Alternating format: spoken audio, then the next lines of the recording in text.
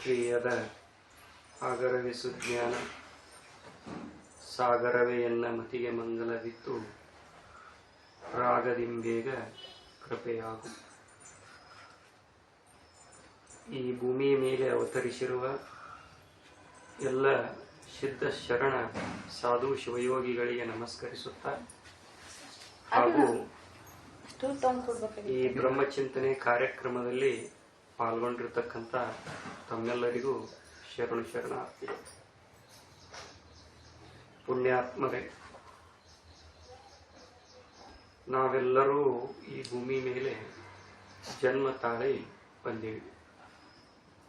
ನಮ್ಮಂತೆನ ಮಹಾತ್ಮರು ಈ ಭೂಮಿ ಮೇಲೆ ಜನ್ಮ ತಾಳಿ ಬಂದಾರ. ಅವರು ತಮ್ಮ ಬದುಕನ್ನು ಸಾಗಿಸ್ತಾರ, ನಾವು ನಮ್ಮ ಬದುಕನ್ನು ಸಾಗಿಸ್ತೀವಿ. ಆದ್ರೆ ನಮ್ಮ ಬದುಕು ಎದರಿಂದ ಕೂಡಿರ್ತೈತಿ ಅಂದ್ರೆ ದುಃಖದಿಂದ ಕೂಡಿರ್ತೈತಿ. ಆದ್ರೆ ಅವರ ಬದುಕು ಎದರಿಂದ ಕೂಡಿರ್ತೈತಿ ಅಂದ್ರೆ ಸುಖದಿಂದ ಕೂಡಿರ್ತೈತಿ. ಅವರು ಆನಂದಮಯವಾದ ಜೀವನವನ್ನು ಸಾಗಿಸ್ತಾರೆ. ನಾವು ದುಃಖಮಯವಾಗಿರ್ತಕ್ಕಂಥ ಜೀವನವನ್ನ ಸಾಗಿಸ್ತೀವಿ. ನಮ್ಮ ಜೀವನದಲ್ಲಿ ಸುಖ ದುಃಖಗಳ ಮಿಶ್ರಣ ಇರ್ತದೆ. ಅವರಲ್ಲಿ ಸುಖ ದುಃಖಗಳ ಮಿಶ್ರಣ ಇರುವುದಿಲ್ಲ. ಅವರ ಬದುಕಿನಲ್ಲಿ ಕೇವಲ ಆನಂದನ ತುಂಬಿರ್ತದ. ಯಾಕ ಅಂತಂದ್ರ ನಿಜವಾದ ಆನಂದ, ನಿಜವಾದ ನೆಮ್ಮದಿ, ನಿಜವಾದ ಸುಖ ಎಲ್ಲಿ ಐತಿ ಅನ್ನೋದನ್ನ ಅವ್ರು ಏನ್ ಮಾಡಿರ್ತಾರೆ, ಅರಿತುಕೊಂಡಿರ್ತಾರೆ. ಆದ್ರೆ ಸಾಮಾನ್ಯ ಜನರು ನಾವ್ ಏನ್ ಮಾಡ್ತೀವಿ ಅಂತಂದ್ರ ಎಲ್ಲಿ ಸುಖ ಶಾಂತಿ ನೆಮ್ಮದಿ ಇಲ್ಲ ಅಲ್ಲೇತಿ ಅಂತ ಕಲ್ಪಿಸಿಕೊಂಡು ಅದರ ಬೆನ್ನು ಹತ್ತೀವಿ. ಸಾಮಾನ್ಯವಾಗಿ ನಾವೆಲ್ಲರೂ ಏನ್ ತಿಳ್ಕೊಂಡ್ಬಿಟ್ಟೀವಿ ಅಂದ್ರೆ ಸುಖ ಅಂದ್ರ ಈ ಶರೀರದಲ್ಲಿ ಅದ, ಈ ವಿಷಯ ವಸ್ತುಗಳಲ್ಲಿ ಅದ ಅಂತ ತಿಳ್ಕೊಂಡಿವಿ. ಮಹಾತ್ಮರು ನಿಜವಾದ ಸುಖ ಎಲ್ಲಿ ಐತಿ ಅಂತ ತಿಳ್ಕೊಂಡಿರ್ತಾರಂದ್ರ ತಮ್ಮ ಸ್ವರೂಪದೊಳಗ ಐತಿ, ತನ್ನ ಆತ್ಮನೊಳಗನ ಐತಿ ಅನ್ನೋದನ್ನ ಎಷ್ಟು ಪರ್ಸೆಂಟ್ ತಿಳ್ಕೊಂಡಿರ್ತಾರ ಅಂದ್ರೆ 100% ತಿಳ್ಕೊಂಡಿರ್ತಾರ. ಆದ್ರೆ ಆ ತಿಳುವಳಿಕೆ ಸಾಮಾನ್ಯ ಜನರಿಗೆ ನಮಗ ಇರುವುದಿಲ್ಲ.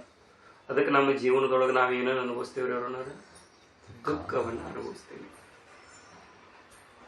ಒಬ್ಬ ವಸಂತ ಶ್ರೇಷ್ಠಿ ಅಂತ ಶ್ರೀಮಂತ ವ್ಯಕ್ತಿ, ನಾಗಲಿಂಗಜ್ಜ ಚರಿತ್ರೆಯಲ್ಲಿ ಒಂದು ಪ್ರಸಂಗ ಬರ್ತದೆ. ಆ ವಸಂತ ಶ್ರೇಷ್ಠಿ ಅಂತಕ್ಕಂಥ ಶ್ರೀಮಂತ ದೊಡ್ಡ ಮನಿ ಕಟ್ಸಿರ್ತಾನ್ರಿ. ಅಕ್ಕಾರ ಮನಿಕಿನ ದೊಡ್ಡ ಮನಿ ಕಟ್ಸಿರ್ತಾನ. ಕಟ್ಟಿಸಿ ಮುಂದ ರೈತರ ಮನಿಗಳು ಅಂದ್ರ ಇವು ಚಾವಣಿಗತೆ ಅಂತಿರ್ತದೆ. ಏನಂತೀರಿ ನೀವು? ಮುಂದಿರ್ತದ ನೋಡಿ ಚಾವಣಿ. ಅಲ್ಲೇ ಹೊಸ ಅರಿವಿ ಹಾಕೊಂಡು ಹತ್ತರ ಸುಗಂಧ ದ್ರವ್ಯಗಳನ್ನು ಲೇಪಿಸಿಕೊಂಡು ಆ ಬಾಕಲು ಮುಂದೆ ನಿಂತಿರ್ತಾನೆ. ನಿಂತ ಟೈಮದೊಳಗ ಒಂದು ದರ್ಪಿನೊಳಗೆ ನಿಂತಿರ್ತಾನ. ನಾ ಶ್ರೀಮಂತದೀನಿ, ನಾ ಸುಂದರದೀನಿ, ನನ್ನ ಮುಂದೆ ಯಾರು ಅನ್ನೋ ಒಂದು ಭಾವದೊಳಗ ಅವನು ನಿಂತಿರ್ತಾನ. ಅದ ವೇಳೆಗೆ ನಾಗಲಿಂಗಜ್ಜ ದಾರಿ ಒಳಗ ಅವನ ಮನಿ ಎಂತಿ ಕಾಶಿ ಬರ್ತಿರ್ತಾರ. ಅವ್ರು ಬರೋ ಹೊತ್ನ್ಯಾಗ ಇವನಲ್ಲಿರ್ತಕ್ಕಂಥ ದೇಹ ಭಾವವನ್ನ, ದೇಹದಲ್ಲಿರ್ತಕ್ಕಂಥ ಮೋಹ ಬುದ್ಧಿಯನ್ನ ತೆಗಿಬೇಕು ಹೆಂಗರೆ ಮಾಡಿ ಅಂತ ಮನಸ್ಸಾಗ್ತದ. ಯಾರಿಗೆ? ನಾಗಲಿಂಗಜ್ಜನಿ.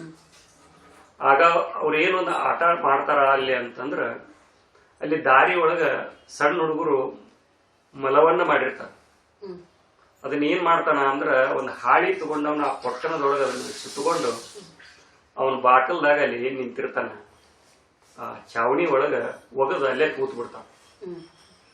ಇದನ್ನ ನೋಡಿ ಅವನಿಗೆ ಸಿಟ್ಟು ಬಂದ್ಬಿಡ್ತತಿ. ಯಾರಿಗೆ? ಆ ವಸಂತ ಶ್ರೇಷ್ಠಿ ಶ್ರೀಮಂತ.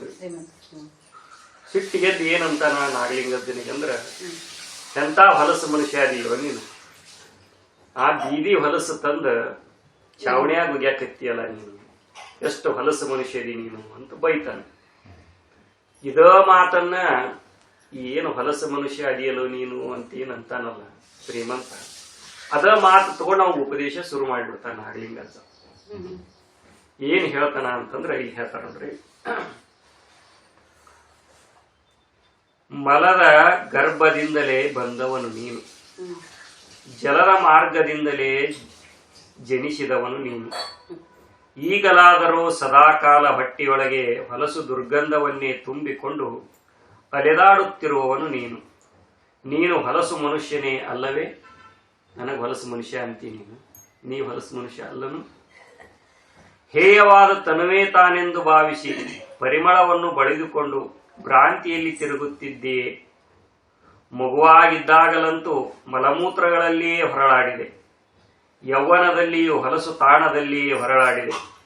ಸಾಯುವ ಕಾಲಕ್ಕೆ ಮೈಮೇಲೆ ಪ್ರಜ್ಞೆ ಇಲ್ಲದೆ ಮಲಮೂತ್ರಗಳ ಹೊಲಸಿನಲ್ಲಿಯೇ ಹೊರಳಾಡುತ್ತಿರುವೆ. ಉಪದೇಶ ಮಾಡಕ್ ಚಾಲು ಮಾಡ್ತಾರೆ. ಒಂದ ಮಾತಂದವ, ಎಂತ ಹೊಲಸು ಮನುಷ್ಯ ಅದೀವ ನೀನು. ಆ ಹೊಲಸು ತಂದು ಹೊಡೆದ, ಎಂತ ಹೊಲಸು ಮನುಷ್ಯ ಅದಿ. ನೀನು ಹೊಲಸು ಮನುಷ್ಯ ಇಲ್ಲ, ಹಂಗಾದ್ರೆ ನೀ ಏನು ಸ್ವಚ್ಛದಿ ವಿಚಾರ ಹೇಳ್ತಾರವರು. ಮಲದ ಗರ್ಭದಿಂದಲೇ ಬಂದವನು ನೀನು. ಸಾಮಾನ್ಯವಾಗಿರಿ ನಮ್ಮ ಜನನ ಎಲ್ಲಿಂದ ಆಗ್ತದ? ತಾಯಿಯ ಗರ್ಭದಿಂದ ಆಗ್ತದ. ಆ ತಾಯಿಯ ಗರ್ಭ ಅದು ಹೇಯವಾಗಿರ್ತಕ್ಕಂಥ ಸ್ಥಾನ ಅಂತ. ಈ ಶರೀರನ ಹೇಯ ಐತಿ.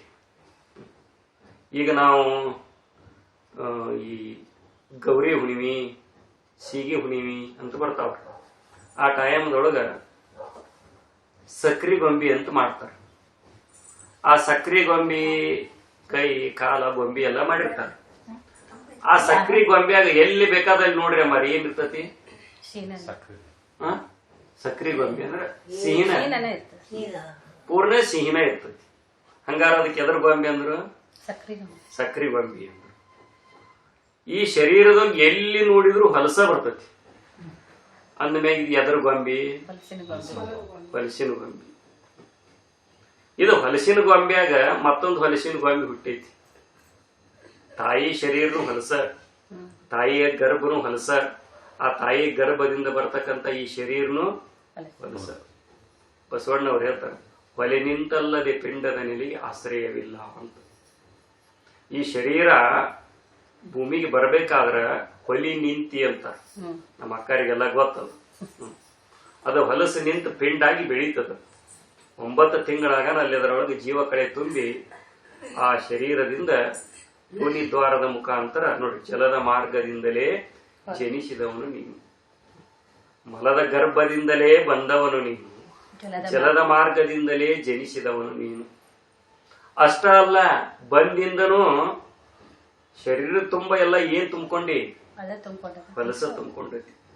ಅದಕ್ಕ ಗೌರಿ ಹುಣ್ಣಿಮ್ಯಾಗ, ಸೀಗಿ ಹುಣ್ಣಿಮ್ಯಾಗ ಮಾಡಿರ್ತಕ್ಕಂಥ ಸಕ್ರಿ ಗೊಂಬಿಗೆ ಸಕ್ರಿ ಗೊಂಬೆ ಅಂತ.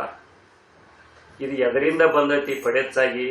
ಯಾವ ಪಡೆಚಿನ ಬಂದೈತಿ? ಇದು ಹೊಲಸಿನ ಪಡೆಚಿನ ಬಂದೈತಿ ಅಂದ್ಮ್ಯಾಗ ಇದು ಎದರ ಗೊಂಬಿರಿ ಅಮ್ಮಾರ? ಹೊಲಸಿನ ಗೊಂಬಿ ಅಂತ. ಮೂಗನ್ಯಾಗೂ ಹೊಲಸ ಬರ್ತತಿ, ಕಣ್ಣಾಗ ಹೊಲಸು ಬರ್ತದ, ಬಾಯಾಗ ಹೊಲಸು ಬರ್ತದ, ಕಿವಿ ಒಳಗ ಹೊಲಸು ಬರ್ತದ, ರೋಮದಿಂದ ಸೋರುವ ದಿಮ್ಮನೆ ಗೊಮ್ಮನೆ, ಸೋರುವ ಗೊಮ್ಮನೆ ಸೋರ್ತತಿ, ಗುಮ್ಮಂತ ಸೋರ್ತತಿ. ಅದು ಚಲೋ ತಂಗಿರ ಸೋರ್ತನ, ಗುಮ್ಮ ಹೊಲಸು ಸೋರ್ತತಿ. ನವದ್ವಾರದಿಂದಲೇ ಮಲ. ಬರೀ 9 ದ್ವಾರದ ಹುಟ್ಟಿ ಶರೀರಕ್ಕ. ಇವು ದೊಡ್ಡೂರಿ, ಇವು ಗೇಟ್ 9 ದೊಡ್ಡ ಗೇಟ್, ಕಣ್ಣಿಗೆ ಕಾಣೋರಿ ಇವು. ಈ ಚರ್ಮದೊಳಗ ಲಕ್ಷೋಪಲಕ್ಷ ರಂಧ್ರಗಳದಾವು. ಅವೆಲ್ಲಾಟರಿಂದನೂ ಏನಾಗ್ತತಿ? ಬ್ಯಾಸಿ ಟೈಮ್ದೊಳಗ ಬೆವರು ಬರ್ತತಲ್ರಿ, ಎಷ್ಟು ಬೆಸ್ಟ್ ಇರ್ತತಲ್ರಿ ಅದು ಹೊಲಸ. ಹಿಂಗ ಮನಸ್ಸಿಗೆ ಖಾತ್ರಿ ಮಾಡ್ಬೇಕು, ಈ ಶರೀರ ಎಷ್ಟು ಹೊಲಸದಲ್ಲ, ನಾ ಇದರಾಗ ಏನೋ ಚಲೋ ಐತಿ ಅಂತ ತಿಳ್ಕೊಂಡೇನಲ್ಲ, ಇದಕ್ಕ ನಾ ಮೋಹಿತನಾಕತ್ತೇನಲ್ಲ ಅಂತ ಕೂತು ವಿಚಾರ ಮಾಡ್ಬೇಕು. ಅದನ್ನ ವಿಚಾರ ಮಾಡಕ್ ಹಚ್ಚಿದ್ರ ನಾಗಲಿಂಗಜ್ಜ ಯಾರಿಗೆ? ವಸಂತ ಶ್ರೇಷ್ಠಿಗೆ. ಕೇವಲ ವಸಂತ ಶ್ರೇಷ್ಠಿಗಷ್ಟ ಹೇಳಾಕತ್ತಾನ, ನಮಗೂ ಹೇಳಾಕತ್ತಾರ್ರಿ. ನಿಮಿತ್ತ ಮಾಡ್ಕೊಂಡು ಈ ಭೂಮಿ ಮೇಲೆ ಅವತರಿಸಿರ್ತಕ್ಕಂಥ ಎಲ್ಲ ಜೀವಿಗಳಿಗೂ ನಾಗಲಿಂಗಜ್ಜ ಏನ್ ಮಾಡ್ತಾನ? ಉಪದೇಶ ಮಾಡ್ತಾನ. ಅದನ್ನ ಹೇಳ್ತಾರ, ಮಲದ ಗರ್ಭದಿಂದಲೇ ಬಂದವನು ನೀನು, ಜಲದ ಮಾರ್ಗದಿಂದಲೇ ಜನಿಸಿದವನು ನೀನು. ಈಗಲಾದರೂ ಸದಾಕಾಲ ಹೊಟ್ಟಿ ಒಳಗೆ ಹೊಲಸು ದುರ್ಗಂಧವನ್ನೇ ತುಂಬಿಕೊಂಡು ಅಲೆದಾಡುತ್ತಿರುವವನು ನೀನು. ಈಗಲಾದರೂ ಸದಾಕಾಲ. ಈಗರಿ ಹೆಂಗದೇವ್ ನಾವು? ಸದಾ ಕಾಲದೊಳಗೆ ಶರೀರದೊಳಗೆ ಮಲವನ್ನ ತುಂಬಿಕೊಂಡು ಅಡ್ಡಾಡಕತ್ತೀವಿ. ನಾವು ಒಟ್ಟ ಪೂರ ಊಟ ಬಿಟ್ಟೇವಿ ಅಂದ್ರೂ ಪಂಚೇರ್ ಹೇಸಿ ಇರ್ತದ್ರಿ ಶರೀರದೊಳಗೆ, 3 ಸೇರ್ ಕಾಲ್ಮಡಿ ಇರ್ತದ. ಅಂದ್ರೆ ನಾವ್ ಏನ್ ಹೊತ್ಕೊಂಡು ಅಡ್ಡಾಡಕತ್ತೀವಿ, ಸದಾ ಕಾಲ ಒಳಗ ಮಲವನ್ನ ಹೊತ್ತುಕೊಂಡು ಸದಾ ಕಾಲ ಅಡ್ಡಾಡಕತ್ತೀವಿ. ಆದ್ರೂ ನಾವೇನಂತೀವಿ, ಸ್ವಚ್ಛ ಇದೀವಿ ಅಂತೀವ್ರಿ. ಎಷ್ಟು ಸ್ವಚ್ಛ ಇದ್ರು ಹೊಲಸಕತ್ತೀರಿ ಅದ. ಯಾಕಂದ್ರ ಒಳಗ ಹೊಲಸ ಐತಿ. ಈಗ ಒಂದು ಮಣ್ಣಿನ ಗಾಡಿ ಐತಿ, ಒಟ್ಟ ರಾಡಿ ಹತ್ತದ ಮಠ ತೊಳಿದ್ರಿ ಮಣ್ಣಿನ ಗಾಡಿ, ಒಟ್ಟು ರಾಡಿ ಬಿಡಬಾರ್ದು. ಅದು ಅಲ್ಲಿ ತನಕ ತೊಳಿಬೇಕಂದ್ರ ಯಾವಾಗ ಮಣ್ಣಿನ ಗಾಡಿ ಸ್ವಚ್ಛ ಆಗುದ್ರಿ? ಆಕತ್ತೇನ್ರಿ ಅಮ್ಮ? ಒಂದ್ 4 ಬಕೆಟ್ಗೆ, ಒಂದು ಬ್ಯಾರಲ್ಕ, ಒಂದು ದೊಡ್ಡ ಟ್ಯಾಂಕರ್ಗೆ ಅದು ಎಷ್ಟೇ ತೊಳೆದ್ರು ಸ್ವಚ್ಛ ಆಗುದಿಲ್ಲ. ನಾ ಇದನ್ನ ಸ್ವಚ್ಛ ಮಾಡಿ ಇದ್ರಾಗ ಸ್ವಚ್ಛ ಇರ್ತೀನಿ ಅಂದ್ರ ಇದರಿಂದ ನಾ ಆನಂದದಿಂದ ಇರಕ ಸಾಧ್ಯನೇ ಇಲ್ಲ. ತನುವನ್ನ ನೆಚ್ಚಿ, ಶರೀರವನ್ನ ನೆಚ್ಚಿ, ಈ ಹೊಲಸನ್ನ ನೆಚ್ಚಿ ಆರಾಮದಿಂದ ಇರ್ತೀನಿ ಅಂದ್ರ ಸಾಧ್ಯನೇ ಇಲ್ಲ. ನಮಗ್ ಯಾಕೆ ದುಃಖದ ಅನುಭವ ಆಕತ್ತೈತಿ ಅಂದ್ರ ಈ ತನು ನೆಚ್ಚಿ ಕೊಳ್ತದ್ದಕ್ಕ, ಇದರಿಂದ ಸುಖ ಸಿಗತೈತಿ ಅಂತ ತಿಳ್ಕೊಂಡದ್ದಕ್ಕ. ಹೊಲಸು ಅಂತ ತಿಳಿವಲ್ಲ ನಮಗಿನ್ನೂ. ಆದ್ರೂ ಹೊಲಸು ಚಲೋ ಅಂತ ತಿಳ್ಕೊಂಡು ಬದುಕಾಕತ್ತೀವ್ರಿ. ಮಹಾತ್ಮರು ಶರೀರ ಹೊಲಸ ಅಂತ ತಿಳಿದಾರ, ನಾವು ಹೊಲಸು ಚಲೋ ಅಂತ ತಿಳಿದೀವಿ. ಅದಕ್ಕೆ ನಮಗ ದುಃಖ ಆಕತ್ತೈತಿ, ಅವರಿಗೆ ಸುಖ ಆಗತ್ತ. ಅದಕ್ಕೆ ಅವನಲ್ಲಿರ್ತಕ್ಕಂಥ ಭ್ರಾಂತಿಯನ್ನ, ಇದ್ರ ಮೇಲಿರ್ತಕ್ಕಂಥ ಮೋಹ ಬುದ್ಧಿಯನ್ನು ನಾಗಲಿಂಗ ಜೊತೆಗೆ ಸಂಬಂಧ ಉಪದೇಶ ಮಾಡಕತ್ತಾನ. ನೀನೇನ್ ಬಂದಿಯಪ್ಪ, ನೀ ನನಗೆ ಹೊಲಸು ಮನುಷ್ಯ ಅಂತಿ. ನೀ ಮಲದ ಗರ್ಭದಿಂದ ಬಂದಿ, ಜಲದ ಮಾರ್ಗದಿಂದ ಜನಿಸಿ, ಅಷ್ಟ ಅಲ್ಲ ಸದಾವ ಕಾಲ ಯಾವಾಗಲೂ ಶರೀರದ ಒಳಗ ಮಲವನ್ನೇ ತುಂಬಿಕೊಂಡು ಅಡ್ಡಾಡಕತ್ತಾವ. ನೀ ಅಲ್ಲನ ಹೊಲಸು ಮನುಷ್ಯ ನೋಡ್ಲಿ ಹೇಳ್ತಾರ. ಸದಾಕಾಲ ಹೊಟ್ಟೆಯೊಳಗೆ ಹೊಲಸು ದುರ್ಗಂಧವನ್ನೇ ತುಂಬಿಕೊಂಡು ಅಲೆದಾಡುತ್ತಿರುವವನು ನೀನು ಹೊಲಸು ಮನುಷ್ಯನೇ ಅಲ್ಲವೇ? ಹಂಗಾರೆ ನೀ ಹೊಲಸು ಮನುಷ್ಯ ಅಲ್ಲನ ನನಗಂತಿ. ನಾ ಇದಕ್ಕೆ ಹೊಲಸು ಒಗದಿದ್ದಕ್ಕಂತಿ, ನಾ ಒಗದೇನೆ, ನೀ ಅದ ನೀರಂತ ತಿಳ್ಕೊಂಡು ಕುಂತಿಯಲ್ಲ. ಈಗ ಪೈಕಾಣಿ ಹೊಸ್ತಾಗ ಕಟ್ಸಿರ್ತೇವ್ರಮ್ಮ, ಅಲ್ಲಿ ಹೋಗಿ ಮಕ್ಕೊಂದ್ರು ಏನೋ ಹೌದಿಲ್ರಿ? ಪೈಕಾಣಿ ಹೊಲಸು ಅಂತೀವ್ ನಾವು. ಆ ಪೈಕಾಣಿ ಮೊದಲು ಕಟ್ಟಿಸಿದಾಗ ಸ್ವಚ್ಛ ಇತ್ತು. ನಾವ್ ಅಲ್ಲಿ ಹೋಗಿ ಒಮ್ಮೆ ಓಪನಿಂಗ್ ಮಾಡಿ ಬಂದಿಂದ ಆಮೇಲೆ ಮೂಗ್ ಮುಚ್ಕೊಂಡ್ ಹೋಗ್ತೀವಿ.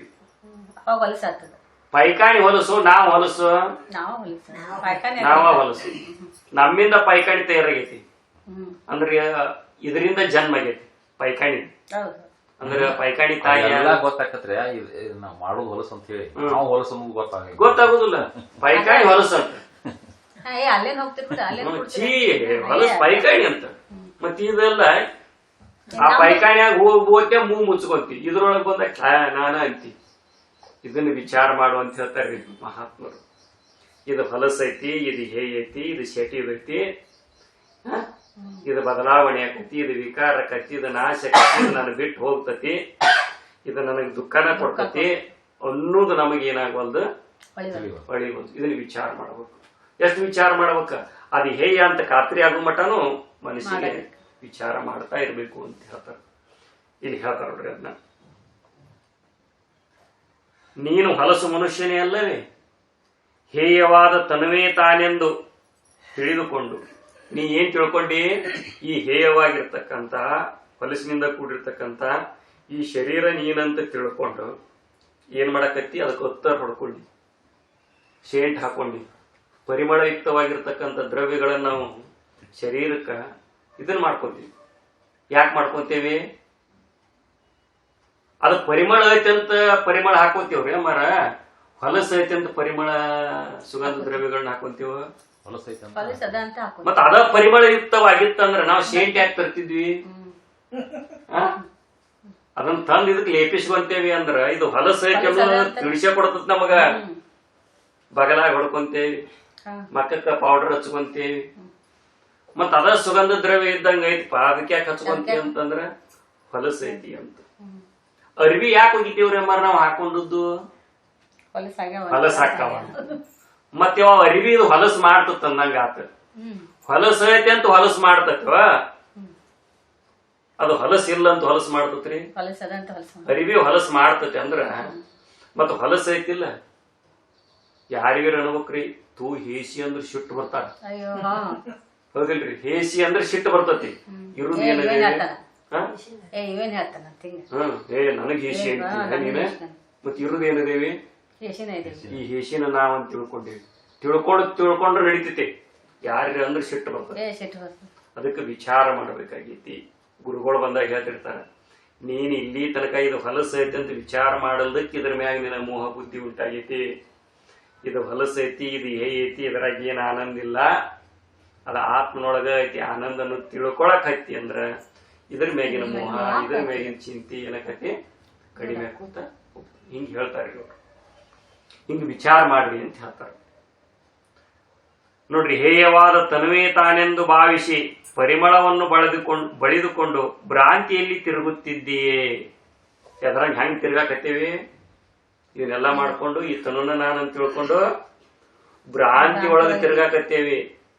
ನಾ ಚಂದ ಅದೀನಿ, ಚಲೋ ಅದೀನಿ, ಮತ್ತ ಸ್ಟೈಲ್ ಮ್ಯಾಗ ನಡೀದು, ಎಲ್ಲರಿಗೂ ಚಲೋ ತಾಗಿ ನಾ ಚಲೋ ಅದೇನಿ ಅನ್ನೋದು ತೋರ್ಸೋದು, ಬೂಟ್ ಹಾಕೊಳ್ಳೋದು, ಚಸ್ಮಾ ಹಾಕೊಳ್ಳೋದು, ಅದೇನ ಅಂತಾರಲ್ರಿ ಗಾಗಲ್ ಹಾಕೊಳ್ಳೋದು, ಇನ್ನೊಬ್ಬರಿಗೆ ನಾ ಚಂದ ಕಾಣಕತ್ತೇನೆ ಅಂತ ತಿಳ್ಕೊಳ್ಳೋದು, ಗಾಡಿ ಸ್ಪೀಡ್ ಮತ್ತ ಸ್ಪೀಡಾಗಿ ಹೊಡ್ಕೊಂಡು ಹೋಗೋದು, ನಮ್ಮನ್ನ ನೋಡಿ ವಾ ವಾ ಅನ್ಬೇಕು, ವಾವ್ ವಾವರ ಅನ್ಬೇಕು ಕಡಿತ. ನೋಡ್ರಿ ಹಿಂಗೆ ಅಂದ್ರ ಇಷ್ಟು ಮಜೆ ಆಯ್ತದ. ಇನ್ನೊಬ್ಬರನ್ನ ಮೆಚ್ಚಿಸೋ ಸಂಬಂಧ, ಇನ್ನೊಬ್ಬರಿಗೆ ನಾ ಚಂದ ಕಾಣೋ ಸಂಬಂಧ ನಾವೇನ್ ಮಾಡಾಕತ್ತೀವಿ ಅಂದ್ರ ಈ ತನುನ ನಾನಂತ ಮತ್ತ ನಮ್ಮ ಮನಸ್ಸಿನೊಳಗ ಇದರ ಮ್ಯಾಗಿರ್ತಕ್ಕಂತ ಮೋಹವನ್ನ ಹೆಚ್ಚು ಮಾಡ್ಕೊಳಕತ್ತೀವಿ. ಇದ್ರ ಮ್ಯಾಗ ಪ್ರೇಮವನ್ನ, ಆಸಕ್ತಿಯನ್ನು ಇನ್ನಷ್ಟು ಏನ್ ಮಾಡತ್ತೀವಿ, ವಿಚಾರ ಮಾಡು ಅಂತ ಹೇಳ್ತಾರ.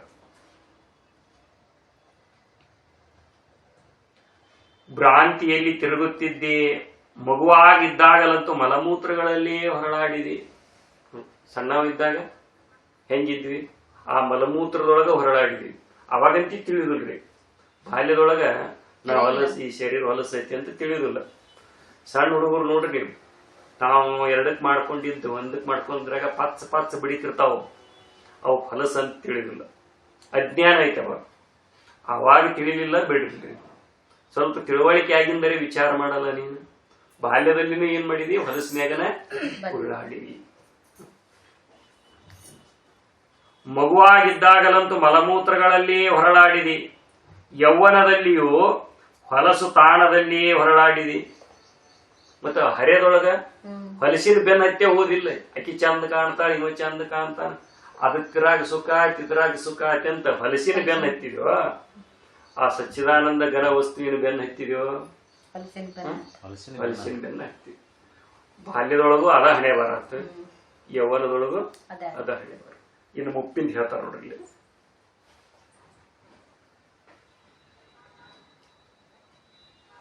ನೋಡ್ರಿ, ಸಾಯುವ ಕಾಲಕ್ಕೆ ಮೈಮೇಲೆ ಪ್ರಜ್ಞೆ ಇಲ್ಲದೆ ಮಲಮೂತ್ರಗಳ ಹೊಲಸಿನಲ್ಲಿಯೇ ಹೊರಳಾಡುತ್ತಿದ್ದೀಯೇ.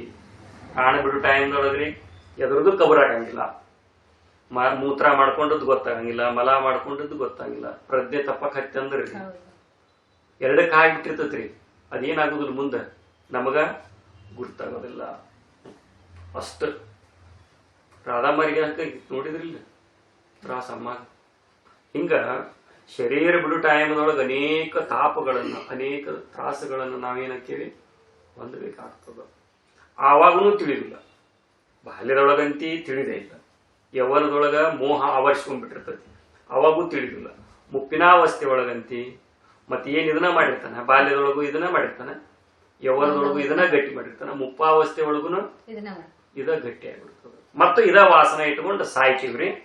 ಮತ್ತು ಇದನ್ನ ತಗೊಂಡ ಜನ್ಮ ತಾಳಿ ಮತ್ತ ಬರ್ತೀವಿ, ಮತ್ತ ತೀಯಕ ಮತ್ತ ಇದನ್ನ ಮೆರವಣಿಗೆ ಮಾಡೋದ್ರಿ, ಮತ್ ಚಂದ ಮಾಡೋದು, ಮತ್ ಇದಕ್ಕೊಂದು ಮನಿ ಕಟ್ಟೋದು, ಮತ್ ಇದಕ್ಕೊಂದು ಮದುವೆ ಮಾಡ್ಕೊಳ್ಳೋದು, ಇದಕ್ಕೊಂದು ಮತ್ ಮಕ್ಕಳನ್ನ ಮಾಡೋದು, ಮತ್ ಒಂದಕ್ಕೊಂದು ಜೇಟ್ ಹಾಕೋದು, ಮತ್ತ ಇದನ್ನ ಆಸೆ ಇಟ್ಕೊಂಡು. ಅದಕ್ಕೆ ಶಂಕರಾಚಾರ್ಯ ಹೇಳಿದ್ರು, ಪುನರಪಿ ಜನನಂ ಪುನರಪಿ ಮರಣಂ ಪುನರಪಿ ಜನನಿ ಜಠರೇ ಶಯನಂ ಇಹ ಸಂಸಾರೇ ಖಲು ದುಸ್ತಾರೆ ಕೃಪೆಯ ಪಾರೆ ಪಾಯಿ ಮುರಾರೆ ಭಜ ಗೋವಿಂದಂ ಗೋವಿಂದಂ ಭಜ ಮೂಢಮತೆ. ಒಮ್ಮೆ ತಾಯಿಯ ಗರ್ಭದಲ್ಲಿಂದ ಹೊರಗೆ ಬರಬೇಕಾದ್ರೆ ಎಷ್ಟು ತಾಪಗಳನ್ನು ಉಣ್ತೀವಿ. ಹುಟ್ಟುವುದು ಕಷ್ಟ.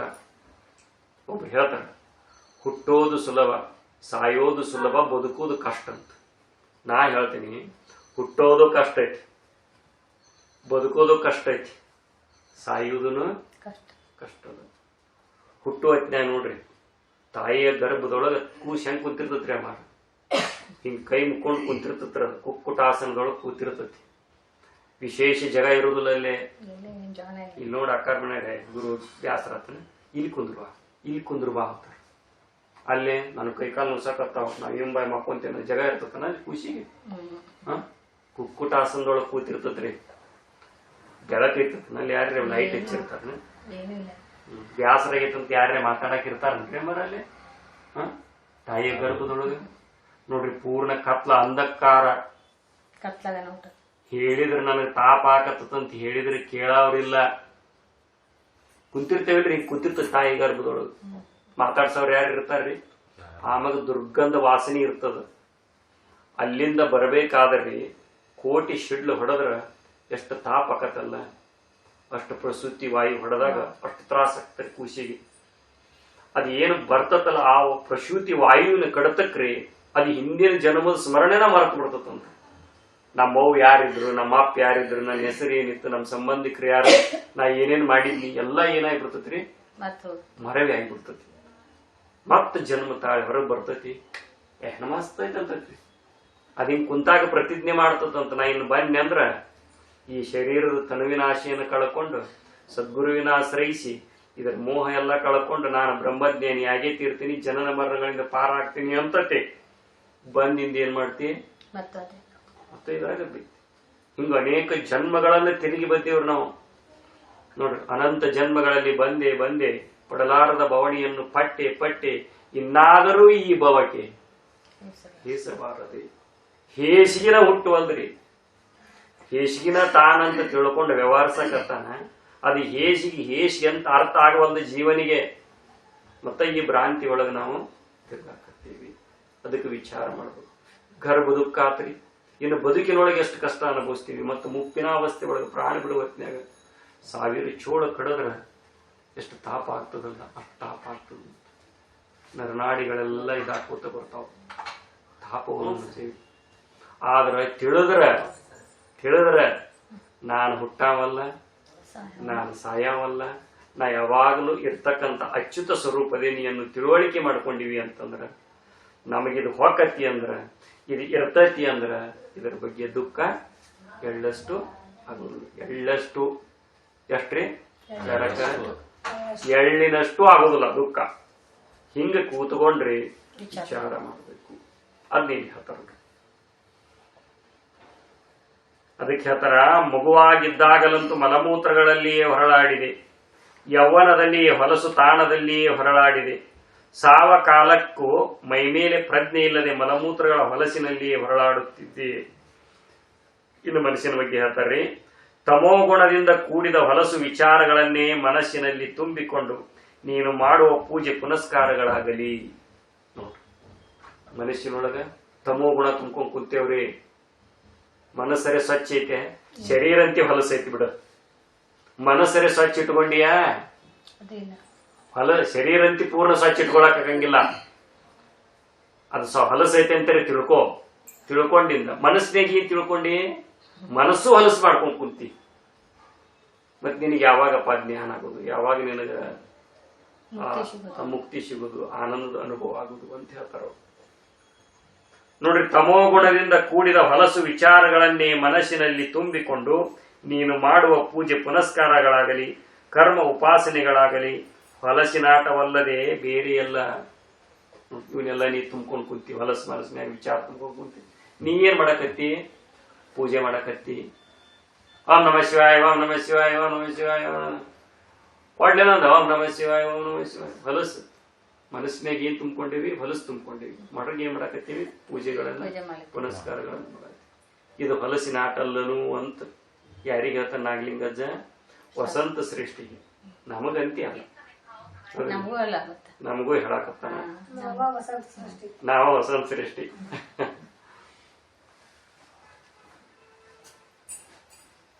ನೋಡ್ರಿ, ಹೊಲಸು ತುಂಬಿದ ಘಟವನ್ನು ಮೇಲೆ ಮೇಲೆ ತೊಳೆದು ಭಸ್ಮ ಗಂಧವನ್ನು ಲೇಪಿಸಿ ಪಟ್ಟೆ ಪೀತಾಂಬರಗಳನ್ನುಟ್ಟು ಮಡಿ ಮಾಡಿದೆನೆಂದರೆ ಅದು ತನ್ನ ಹೊಲಸುತನವನ್ನು ಬಿಟ್ಟೀತೆ.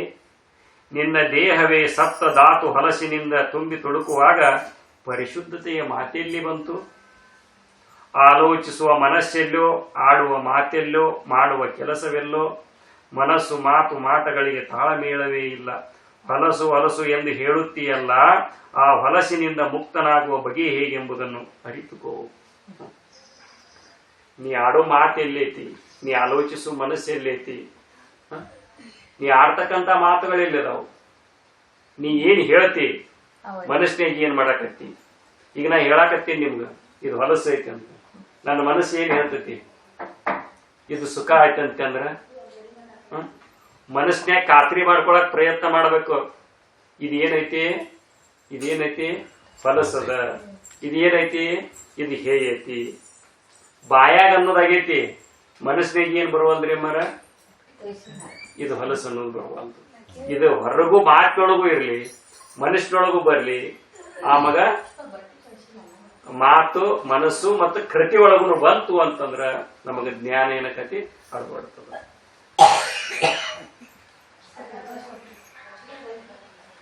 ನೋಡ್ರಿ, ಮನಸ್ಸು ಮಾತು ಮಾಟಗಳಿಗೆ ತಾಳಮೇಳವೇ ಇಲ್ಲ. ಹೊಲಸು ಹೊಲಸು ಎಂದು ಹೇಳುತ್ತೀಯಲ್ಲ, ಆ ಹೊಲಸಿನಿಂದ ಮುಕ್ತನಾಗುವ ಬಗೆ ಹೇಗೆಂಬುದನ್ನು ಅರಿತುಕೋ. ಮುಂದೆ ಹೇಳ್ತಾರ ನೋಡ್ರಿ, ಈ ದೇಹವೇ ನಾನು ಎಂಬ ದೇಹಾತ್ಮ ಬುದ್ಧಿಯನ್ನು ತೊರೆದು ಬಿಡು. ಈ ದೇಹ ನಾನು ಅನ್ನುವ ದೇಹಾತ್ಮ ಬುದ್ಧಿಯನ್ನು ತೊರೆದು ಬಿಡು. ದೇಹಾತ್ಮ ಬುದ್ಧಿ, ಈಗ ಯಾವ ಬುದ್ಧಿ ಬೆಳೆಸ್ಕೋಬೇಕಾಗೈತಿ? ಆತ್ಮ ಬುದ್ಧಿ ಬೆಳೆಸ್ಕೋಬೇಕಾಗೈತಿ. ಆತ್ಮನೇ ಆನಂದ ರೂಪನಿರುವನು ಅನ್ನುವ ತಿಳುವಳಿಕೆ ಏನೈತಲ್ಲ ಬೆಳೆಸ್ಕೋಬೇಕಾಗೈತಿ. ನೋಡ್ರಿ, ಆತ್ಮನ ಆನಂದ ರೂಪದ ಅನ್ನೋದನ್ನು ಚೆನ್ನಾಗಿ ತಿಳ್ಕೊಂಡಿಂದ ಆತ್ಮನ ಆನಂದ ರೂಪ ಅಂತ ನಿಶ್ಚಯ ಆತಂದ್ರ ಆತ್ಮ ಬುದ್ಧಿ ಅಂತಾರ ಅದಕ್ಕೆ. ಈಗ ದೇಹ ಸುಖಕರ, ದೇಹದಿಂದನ ಸುಖ ಸಿಗತತಿ ಅಂತ ನಾವು ಅಭ್ಯಾಸ ಮಾಡಿ ಮಾಡಿ ದೇಹನ ನಾನು ದೇಹ ಸುಖದಾಯಕದ, ಅದರಿಂದ ನಾ ಸುಖ ಪಡೆಯಕ್ಕೆ ಸಾಧ್ಯ ಐತಿ ಅಂತ ತಿಳ್ಕೊಂಡು ಅದರ ಒಳಗ ಸುಖ ಬುದ್ಧಿ ಏನ್ ನಿರ್ಮಾಣ ಮಾಡ್ಕೊಂಡಿರೋದಕ್ಕೆ ಏನಂತಾರ್ರಿ? ದೇಹ ಬುದ್ಧಿ, ದೇಹ ಬುದ್ಧಿ ಅಂತ ಹೇಳ್ತಾರೆ. ನೋಡ್ರಿ, ಈ ದೇಹವೇ ನಾನು ಎಂಬ ದೇಹಾತ್ಮ ಬುದ್ಧಿಯನ್ನು ತೊರೆದು ಬಿಡು, ಆಗ ನೀನು ನಿಜವಾಗಿಯೂ ಸ್ನಾನ ಮಾಡಿದಂತಾಗುತ್ತದೆ. ಈಗ ಅಕ್ಕಾರ ಹೇಳಿದ್ರು, ಸ್ನಾನ ಮಾಡಿರಿ, ಎಲ್ಲರೂ ಸ್ನಾನ ಮಾಡಿ ಕಾರ್ಯಕ್ರಮ ಮಾಡೋದು. ನಾವೆಲ್ಲರೂ ಸ್ನಾನ ಮಾಡಿದ್ವಿ. ಏನ್ ಸ್ನಾನ ಮಾಡಿದ್ವಿ? ಶರೀರ ಸ್ನಾನ ಮಾಡಿದ್ವಿ. ಈ ಶರೀರ ನಾನಲ್ಲ ಅನ್ನೋ ಸ್ನಾನ ಮಾಡಿದೀವೇನ? ಇಲ್ಲ. ಶರೀರ ಸ್ನಾನ ದಿನ ಮಾಡ್ತೇವಿ. ಇದು ಎಷ್ಟು ಸ್ನಾನ ಮಾಡಿದ್ರು ಹೊಲಸಕತಿ. ಆದ್ರೆ ಒಮ್ಮೆ ನಾ ದೇಹ ನಾನಲ್ಲ, ದೇವ ನಾನದೇನನ್ನು ಸ್ನಾನ ಚೆನ್ನಾಗಿ ಮಾಡಿಬಿಟ್ರೆ ಮತ್ತ ನಾವು ಮಲಿನ ಆಗುದಿಲ್ಲ. ನಾ ಆತ್ಮನ ಅದೀನಿ, ನಾ ಸಚ್ಚಿದಾನಂದ ಘನ ವಸ್ತುನ ಅದೀನಿ ಅನ್ನೋ ನಿಶ್ಚಯ ಸ್ನಾನವನ್ನು ಮಾಡಿಬಿಟ್ರೆ ಹೊಲಸ ಆಗುದಿಲ್ಲ. ನಾವು ಪರಿಶುದ್ಧನಾಗಿರತಕ್ಕಂತ ಸಚ್ಚಿದಾನಂದ ಘನ ವಸ್ತುನ ನಾನನ್ನುವ ಯೋಗ್ಯ ತಿಳುವಳಿಕೆಯನ್ನು ಮಾಡ್ಕೊಂಡ್ ಬಿಟ್ವಿ ಅಂತಂದ್ರ ನಾವು ಸ್ನಾನ ಮಾಡಿದಂಗ. ನಿಜವಾದ ಸ್ನಾನ ಇದಲ್ಲ, ಇದು ದಿನ ದಿನ ಮಾಡುವ ಇದನ್ನ ಮಾಡೋದ್ರ ಇದು ಯಾಕೆ ದಿನ ಮಾಡ್ತೀವಿ? ದಿನ ಹೊಲಸಕ.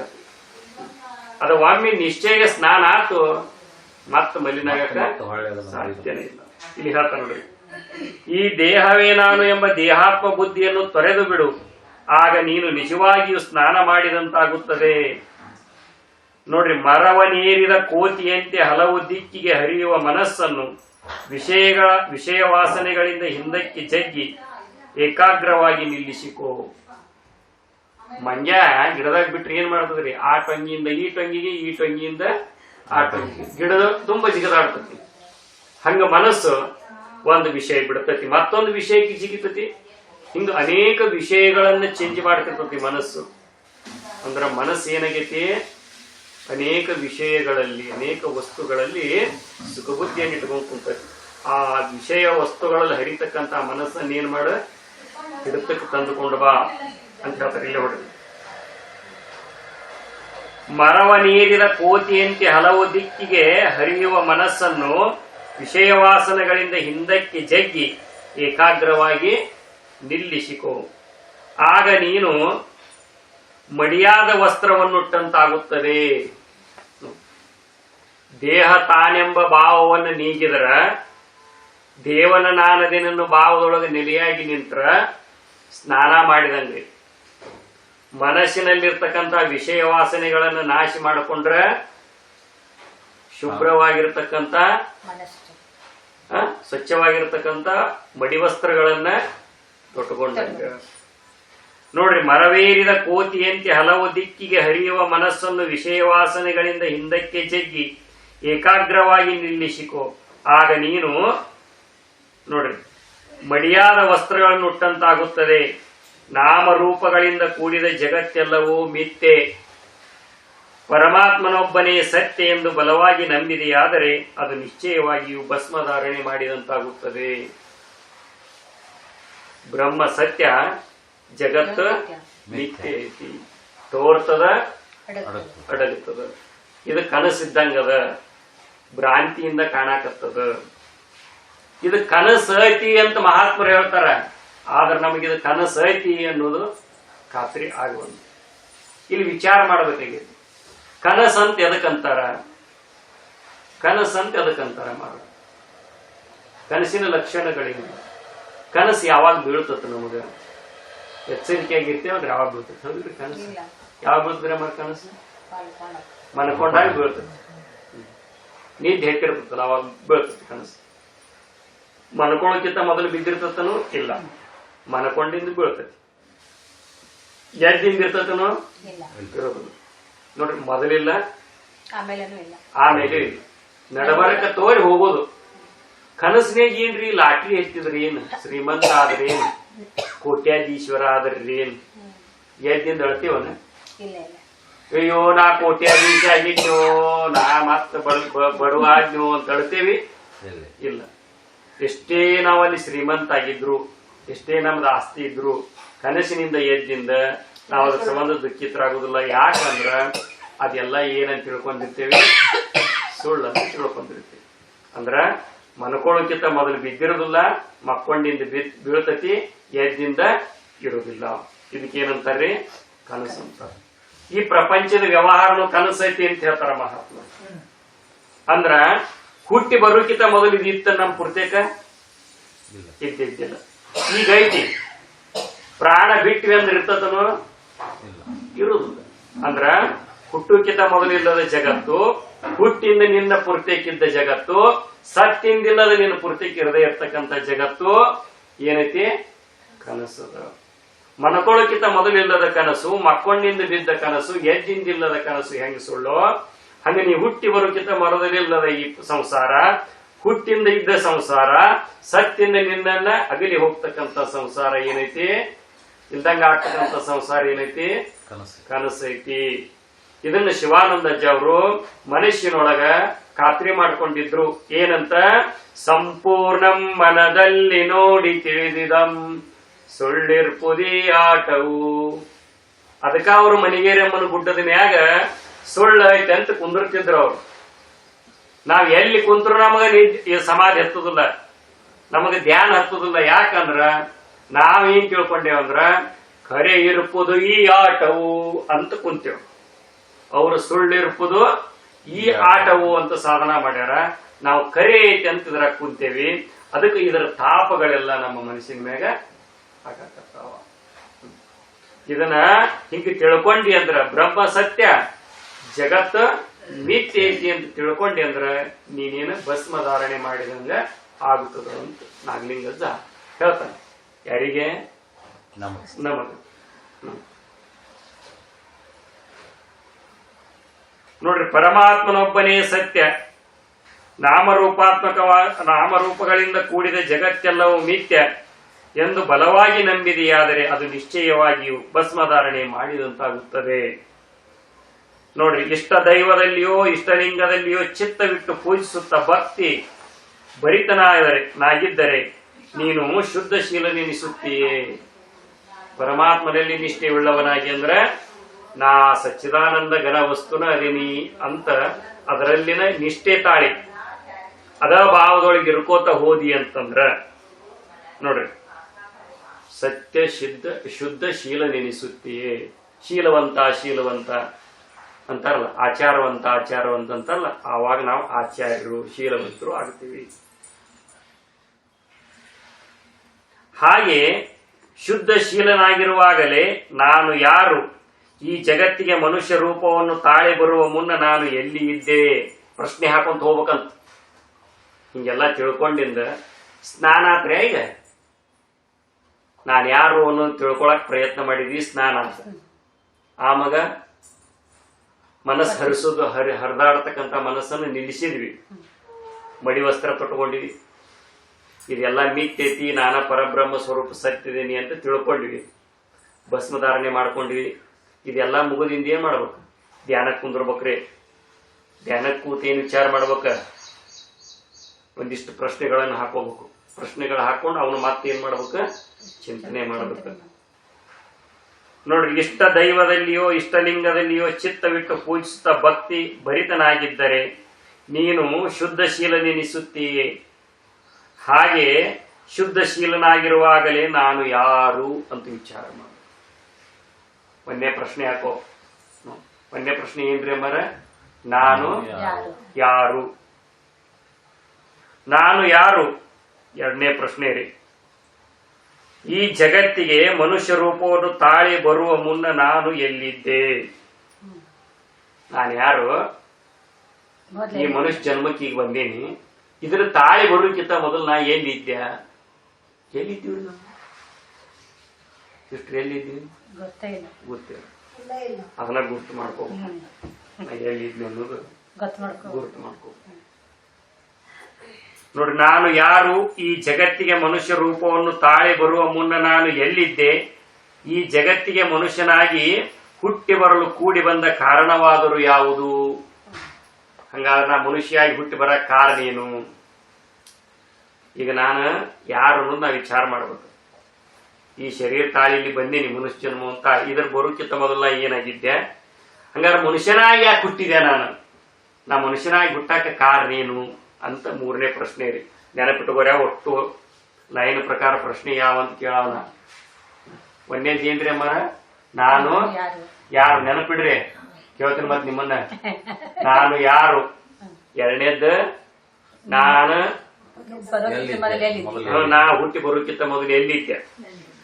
ಮನುಷ್ಯ ರೂಪವನ್ನು ತಾಳಿ ಯಾಕೆ ಬಂದಿ? ಕಾರಣ ಏನು? ಮೂರನೇ ಪ್ರಶ್ನೆ. ಈ ಜಗತ್ತಿಗೆ ಮನುಷ್ಯನಾಗಿ ಹುಟ್ಟಿ ಬರಲು ಕೂಡಿ ಬಂದ ಕಾರಣವಾದರೂ ಯಾವುದು?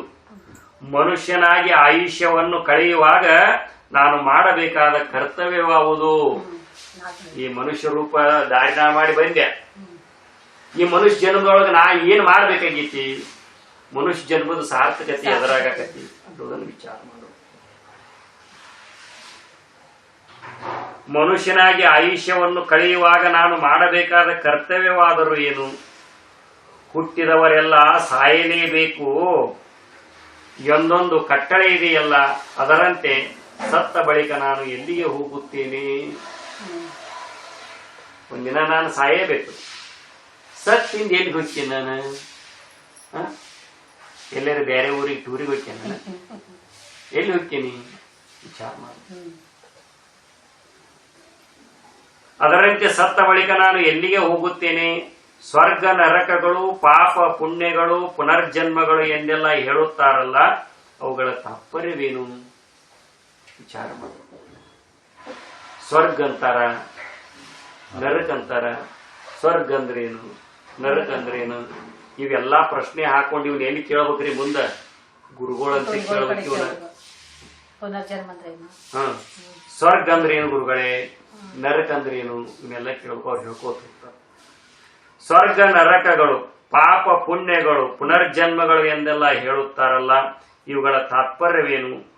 ಮನುಷ್ಯ ಜನ್ಮದಲ್ಲಿ ನೋಡ್ರಿ, ಮನುಷ್ಯ ಜನ್ಮವಲ್ಲದೆ ದೇವಲೋಕದಲ್ಲಿ ಹುಟ್ಟಿ ದಿವ್ಯ ಸುಖವನ್ನು ಅನುಭವಿಸುವುದು, ನರಕದಲ್ಲಿ ಹುಟ್ಟಿ ದುಃಖವನ್ನು ನೋಡ್ರಿ ಉಣ್ಣುವುದು, ಭೂಲೋಕದಲ್ಲಿ ಪಶು ಪಕ್ಷಿ ಕ್ರಿಮಿ ಕೀಟಾದಿ ಜನ್ಮಗಳಲ್ಲಿ ನವೆಯುವುದು ಎಂದೆಲ್ಲ ಹೇಳುತ್ತಾರಲ್ಲ, ಅದೆಲ್ಲ ಏಕೆ ಉಂಟಾಗುತ್ತದೆ?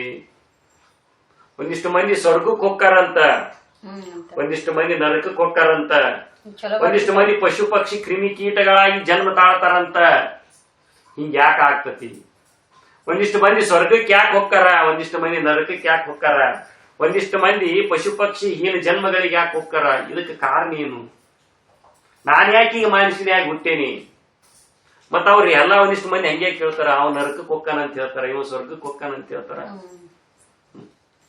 ಇದಕ್ಕೆ ಕಾರಣ ಏನು? ಹಿಂಗ ಪ್ರಶ್ನೆ ಹಾಕು ಅಂತ ಹೇಳ್ತಾರೆ.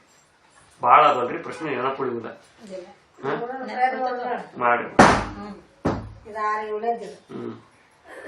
ಮನುಷ್ಯ ಜನ್ಮವಲ್ಲದೆ ದೇವಲೋಕದಲ್ಲಿ ಹುಟ್ಟಿ ದಿವ್ಯ ಸುಖವನ್ನು ಅನುಭವಿಸುವುದು, ನರಕದಲ್ಲಿ ಹುಟ್ಟಿ ದುಃಖದಲ್ಲಿ ಬೇಯುವುದು, ಭೂಲೋಕದಲ್ಲಿ ಪಶು ಪಕ್ಷಿ ಕ್ರಿಮಿ ಕೀಟಾದಿ ಜನ್ಮಗಳಲ್ಲಿ ನಮೆಯುವುದು ಎಂದೆಲ್ಲ ಹೇಳುತ್ತಾರಲ್ಲ, ಅದೆಲ್ಲ ಏಕೆ ಉಂಟಾಗುತ್ತದೆ? ನಾನು ಸತ್ತ ಬಳಿಕ ಎಲ್ಲಿಗೋ ಹೋಗುತ್ತೇನೆಲ್ಲವೇ? ಸತ್ತಿಂದ ಎಲ್ಲಿಯೋ ಹೊಕ್ಕೇನಲ್ಲ, ಹಾಗೆ ಹೋಗುವುದು ಎಲ್ಲಿಗೆ? ನೋಡಿ, ಸತ್ತ ಬಳಿಕ ಎಲ್ಲಿ ಹೊಕ್ಕೇನಲ್ಲ, ಅದ ಎಲ್ಲಿ ಹೊಕ್ಕೇನಿ? ನಾ ಇಲ್ಲಿ ಬಂದೇನಿ, ಪ್ರವಚನ ಮುಗಿಸಿ ಎಲ್ಲಿಗೆ ಹೊಕ್ಕೇನ್ರಿ? ನಾ ಮನೆಗೆ ಹೊಕ್ಕೇನಿ, ಹೌದಿಲ್ರಿ? ಮ ಇದು ಗೊತ್ತೈತಿ. ಸತ್ತಿಂದ ಎಲ್ಲಿ ಹೊಕ್ಕೇನ ಅಂತ ಗೊತ್ತಿಲ್ಲ. ನೋಡ್ರಿ, ಎಲ್ಲಿ ಇದ್ದೆ ಅಂತ ಗೊತ್ತಿಲ್ಲ, ಮೊದಲ ಅದು ಗೊತ್ತಿಲ್ಲ. ಸತ್ತಿಂದ ಎಲ್ಲಿ ಹೊಕ್ಕೇನು ಗೊತ್ತಿಲ್ಲ. ಈಗ ಒಟ್ಟಲ್ಲಿ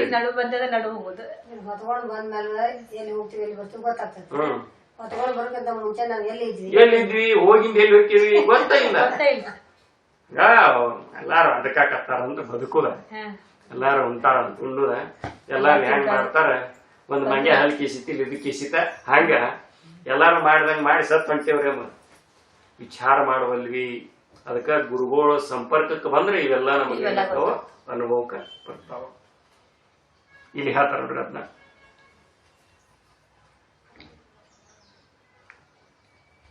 ನಾನು ಸತ್ತ ಬಳಿಕ ಎಲ್ಲಿಗೋ ಹೋಗುತ್ತೇನೆಲ್ಲವೇ, ಹಾಗೆ ಹೋಗುವುದೆಲ್ಲಿಗೆ? ಪುನಃ ನಾನು ಈ ಜಗತ್ತಿಗೆ ಮರಳಿ ಬರುತ್ತೇನೆಯೇ? ಒಂದು ವೇಳೆ ಬಂದರೆ ಮನುಷ್ಯನಾಗಿಯೇ ಬರುತ್ತೇನೆಯೇ? ಅಕಸ್ಮಾತ್ ಮರಳಿ ಬಂದೆ ಅಂತ ತಿಳ್ಕೊ, ಎಲ್ಲಿ ಹೋಗ್ಲಾರದ, ಬಂದ್ರೆ ಮನುಷ್ಯನರೇ ಆಗಿ ಹುಡ್ತೀನೇನು? ಪ್ರಶ್ನೆ ಹಾಕುವಂತರು. ಹಾಗೆ ಹೋಗುವುದೆಲ್ಲಿಗೆ? ಪುನಃ ನಾನು ಈ ಜಗತ್ತಿಗೆ ಮರಳು ಬರುತ್ತೇನೆಯೇ? ಒಂದು ವೇಳೆ ಬಂದರೆ ಮನುಷ್ಯನಾಗಿಯೇ ಬರುತ್ತೇನೆಯೋ, ಅಥವಾ ಪ್ರಾಣಿ ಪಕ್ಷಿ ಗಿಡಮರಗಳಾಗಿ ಹುಟ್ಟಬೇಕಾಗುತ್ತದೆಯೋ? ಮುಂದಿನ ಜನ್ಮಕ್ಕೂ ಮನುಷ್ಯನಾಗಿಯೇ ಹುಟ್ಟಬೇಕು, ಶ್ರೀಮಂತನಾಗಿಯೇ ಹುಟ್ಟಬೇಕು ಎಂಬ ಆಸೆಯುಂಟಾದರೆ ಅದಕ್ಕಾಗಿ ಈ ಜನ್ಮದಲ್ಲಿ ಏನಾದರೂ ಪ್ರಯತ್ನವನ್ನು ಮಾಡಲು ಸಾಧ್ಯವೇ? ನಾ ಮುಂದ ಮಾನವ ಜನ್ಮಕ್ಕ ಬರ್ಬೇಕ, ಶ್ರೀಮಂತನಾಗೆ ಹುಟ್ಟಬೇಕ, ಹಿಂಗೆಲ್ಲ ಇಟ್ಟಿರ್ಬೇಕ, ಇಂತ ಮನ್ಯಾಗ ಹುಟ್ಟಬೇಕ ಅಂತಂದ್ರ ಅದಕ್ಕೆ ಏನೇನ್ ಮಾಡ್ಬೇಕು ಹೇಳೇನ್ರಿ? ಅದನ್ನೆಲ್ಲ ಹೇಳ್ತಾರ. ಈ ಜನ್ಮದಲ್ಲಿ ಏನಾದರೂ ಪ್ರಯತ್ನಗಳನ್ನು ಮಾಡಲು ಸಾಧ್ಯವೇ?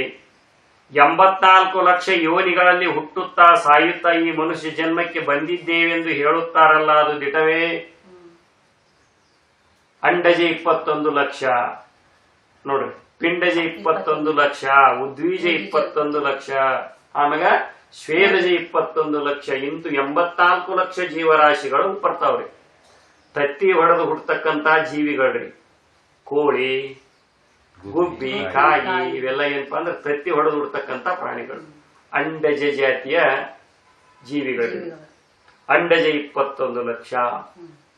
ಪಿಂಡಜ ಅಂದ್ರಿ, ಪಿಂಡಜ ಅಂದ್ರು ಒಂದ, ಜರಾಯುಜ ಅಂದ್ರು ಒಂದ. ಏನ್ ತಾಯಿ ಗರ್ಭದಿಂದ ಏನ್ ಜನಿಸಿ ಬರ್ತೇವಲ್ರಿ, ನಾವೆಲ್ಲ ಪಿಂಡಜ ಜಾತಿಯವ್ರು. ಆಮೇಲೆ ಉದ್ವೀಜ ಜಾತಿಯ ಜೀವಿಗಳಂತಂದ್ರ ಈ ಗಿಡ ಸಸ್ಯಾದಿಗಳು ಬರ್ತಾವ್ರಿ. ಅಂದ್ರ ಭೂಮಿಯನ್ನು ಸೀಳಿ ಹುಡ್ತಾವ್ರಿ ಅವು. ಇವಕ್ಕೆ ಏನಂತಾರ? ಉದ್ವೀಜ ಜಾತಿಯ ಜೀವಿಗಳು. ಆಮೇಲೆ ಸ್ವೇದಜ, ಕೂರಿ, ಹೇನು, ಬೆವರಿನ ಹುಡ್ತಾವಲ್ರಿ. ಇವೆಲ್ಲ ಜೀವಿಗಳೇನಪ್ಪಾ ಅಂದ್ರ ಸ್ವೇದಜ ಜಾತಿಯ ಜೀವಿಗಳು. ವಾತಾವರಣದಲ್ಲಿ ವೈಪರೀತ್ಯದಿಂದ ಹುಡ್ತಾವ್ರಿ. ಈಗ ವೈರಸ್, ಬ್ಯಾಕ್ಟೀರಿಯಾ ಇವೆಲ್ಲ ಏನದಾವಲ್ರಿ, ಇವೆಲ್ಲ ರೀ ವಾತಾವರಣದ ವೈಪರೀತ್ಯದಿಂದ ಹುಡ್ತಾವ. ಸ್ವೇದಜ ಅಂದ್ರೆ ಬೆವರು, ಅಂದ್ರೆ ವಾತಾವರಣದೊಳಗೆ ಹುಡ್ತಾವ. ಇದಕ್ಕೆ ಏನಂತಾರೆ? ಸ್ವೇದಜ ಜಾತಿಯ ಜೀವಿಗಳು. ಇಂತು 84 ಲಕ್ಷ ಜೀವರಾಶಿ ಒಳಗ ತಿರುಗಾಡಿ ಬಂದೇವ್ರು ನಾವಿದೆಲ್ಲ. ಚಿಕ್ಕಾಡಾಗೇವಿ, ತಗಣಿಗೇವಿ, ಹಂದಿ, ಕಾತಿ, ಕುದುರಿ ಎಲ್ಲಾ ಇಲ್ಲಿಗೆ ಬಂದು ಕುಂತೇವ್ರಿ ಕುಲ್ಕರ್ ಶಿಷ್ಟ ಮನ್ಯಾಗ. ಇನ್ ಎಲ್ಲಿಗೆ ಹೋಗ್ತೇವ? ಇಲ್ಲಿಗೆ ಆಯ್ತು ಕುಂತೇವ್ ನೋಡ್ರಿ.